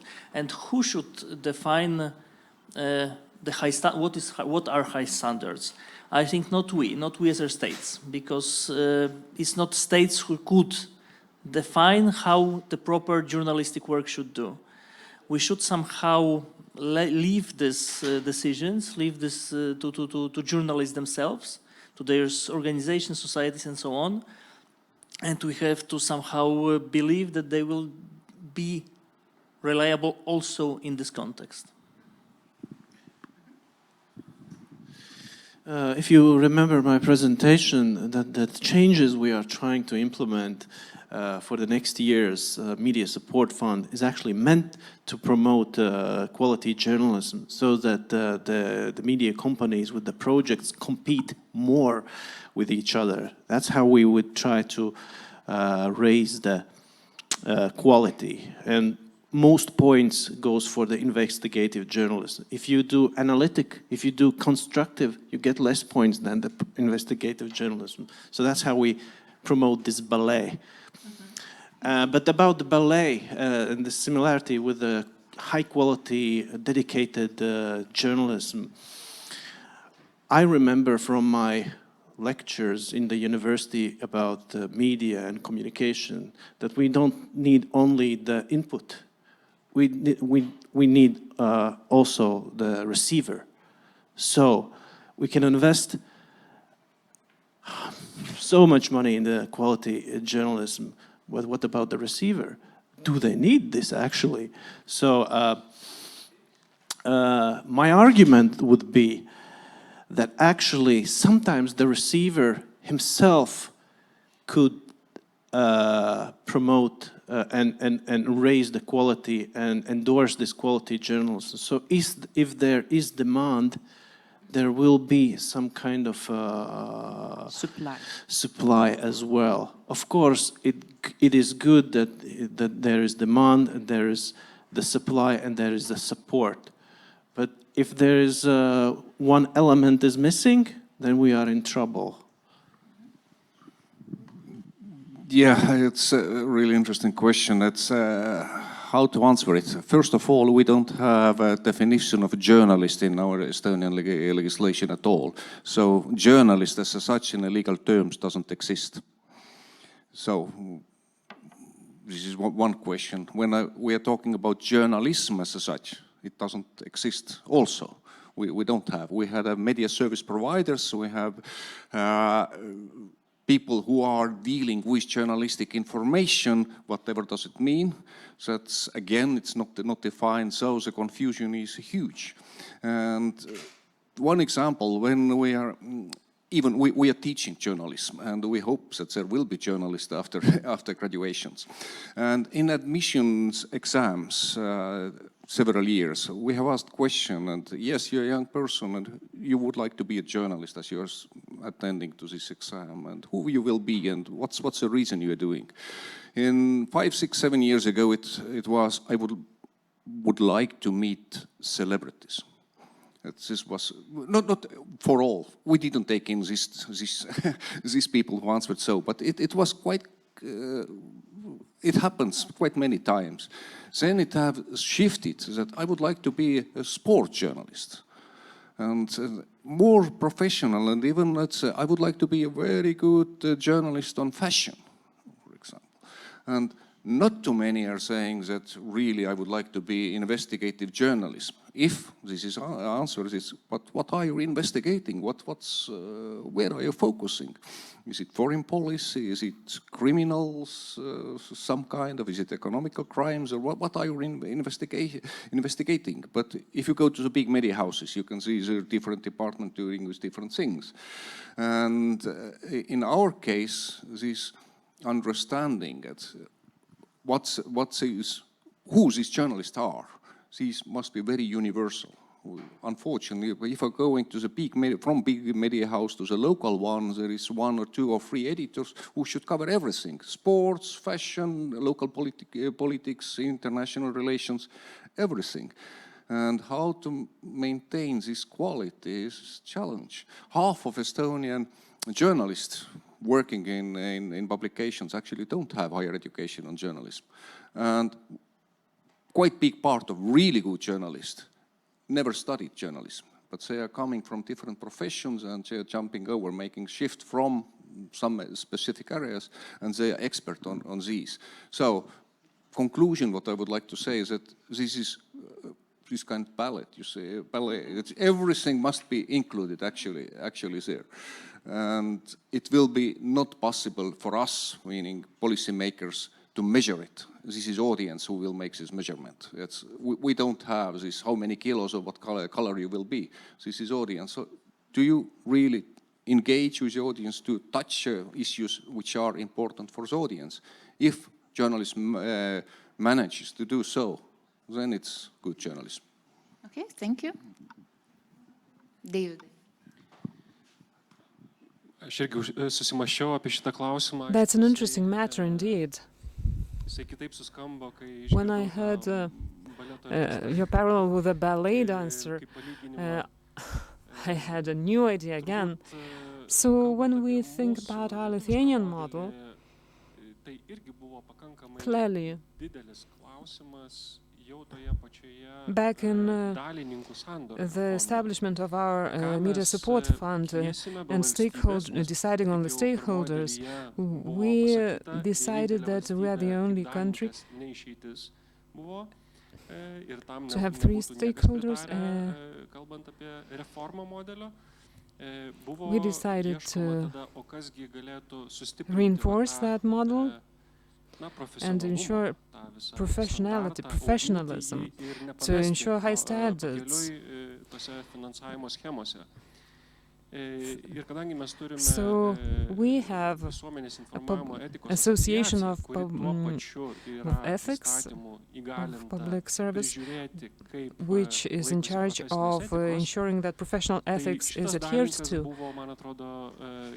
Having stakeholders in the Media Support Fund was crucially important. One of the stakeholders particularly was important because it's in charge of ethics. And one of the stakeholders who cares about professional standards is hugely important.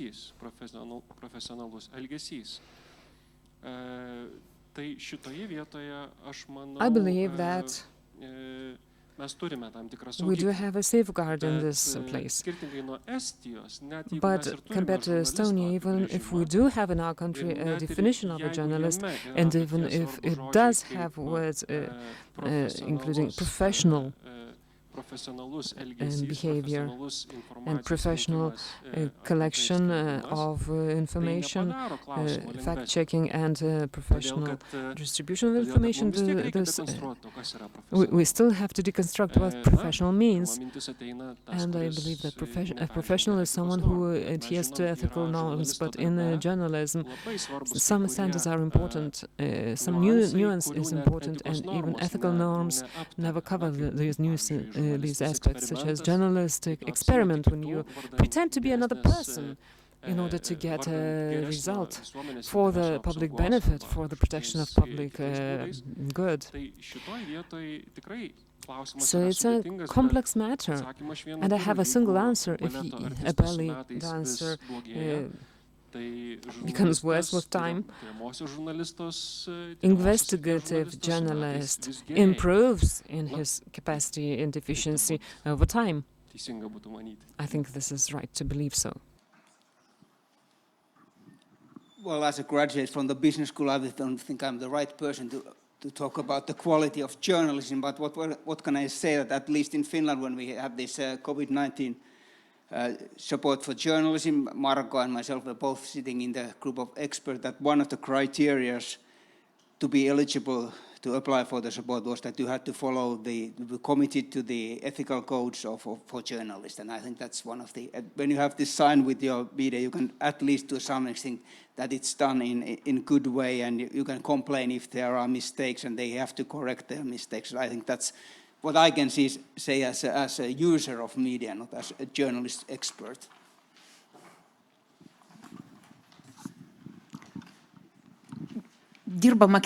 Are there any questions from the audience? Dar norinčių užklausti.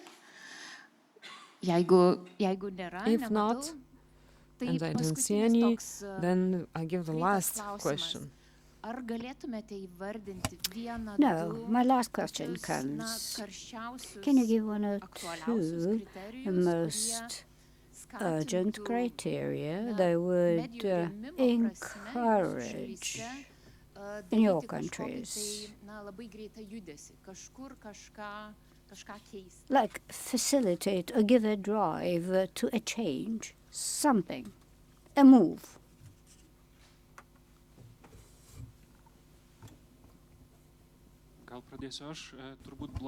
I think I will start by saying that a quick change is no good. If you make a change very quickly, you may make a mistake. I think everything must be very consistent and very reasonable, and we cooperate with our Latvian colleagues discussing about the delivery of newspapers, of the press. Latvia has Latvian Post, Lithuania has the Lithuanian Post, but I think that this is a big discussion. What would happen if the funds that we allocate there, let's say now they get 10.5 million. And what would happen, because now we get the guidelines, and that is the delivery to remote areas. It's about roughly 10 million. So it was 2 years ago, at least 1.5 years ago, we started the discussion how the money allocated could generate additional value. So what would happen if the funds didn't go to the Lithuanian Post, but would go to the media, and they would manage things themselves? So maybe they would know their audiences better, maybe they would know the areas their product reaches better. So, of course, we need the data, and the data now is available to the Lithuanian Post. You know, the availability of data matters because the decisions may be based on the data available, right? Because knowing the real consumer, where he is, what he is, can give you ideas about financing in the future. Anybody else? Just a roundup, like wrapping up statements? Yes, yes, please. Thank you. So, as I said on the beginning, what we have the biggest are the problems. So we cannot do anything small and quick to somehow help the market. We have to make big issues first, And the two big issues which we have to do at the beginning is to first to reform the public media, and still the organization of the public media, the financing of the public media, and whole activity of the public media is the first step. And the second step is to give the local media the proper environment to compete equally with all the other market players, and especially not only by giving support, financial support, but also to by creating good conditions to grow on the local markets by, for example, limiting the rights of the local authorities in this area. So those are the big issues which you have to work on as soon as possible. Yeah, I assume you are looking for a positive change. Not necessary. Okay. It's of course positive, of course. One benchmark we have that Estonia is on a second position on freedom of speech. I hope this will be not changed in a negative way. And at least from the side of ministry, we are not aiming to change this position for the worst. But what positive change we would like to see is, of course, understanding of politicians what media is and why it's needed. Yes, a positive change, as I said earlier, competition. Competition drives the sport, competition drives the business. Competition can drive also a good journalism, but as we know that we need also this receiver, and the receiver wakes up usually when, speaking about the democracy and the media consumption, the receiver usually wakes up when they are out of comfort zone. When something really happens in the country, we saw that with the war, people were suddenly so interested in what's going on. We saw that with the COVID, people are suddenly so interested in what's going on. And usually it happens. I don't mean the out of comfort zone like in North Korea or Turkmenistan. I think there's no way of getting this done, but some kind of events can drive this. I wanted to relate also what David has said about how we can distribute the money, this idea of the printed press and delivery. Should we go give it to the post and the driver and the car? Should we give it to the media and then they can decide? Or the third option, we can actually give the money to the audience, so the reader. So they can get a tax deduction, their own personal tax deduction, if they subscribe to something. So that's the third option, how to manage this. So yes, of course, we need the data, and this cannot happen fast, because if we give to the media, probably some media won't adapt to this quick change, and they will die out, and we will receive a media desert and so on. So we need to really do step by step and to monitor and to follow the data. Yeah. Yeah. Okay. Just report would be good for Finland and media support. I think first we need a long-term media policy that lasts more than 4 years, which is between the elections, and then we have to start figure out when we have the targets what we want to achieve with the media policy. Then we can start think about if we want some kind of mechanisms to support journalism and media, and then we of course have to also follow and adapt if we see that something's not working. Just get rid of it and change the systems. I think that's the solution in the long run. Okay. Well, I think that we are coming to an end of the day. We had a number of insights, and I really thank you very much. I'm sending thanks to Karlis Dagilis, Andres Josar, Karolis Gutka, Davidas Velkas, Miko Gronlut. Well, thanks again. Thank you very much for staying till the end of our conference. I would really love to see the logo of our conference. And, you know, I see a person balancing on a rope. I want him to give a bar to balance better. I think we all think about a better model of funding. And see you next year. Thank you.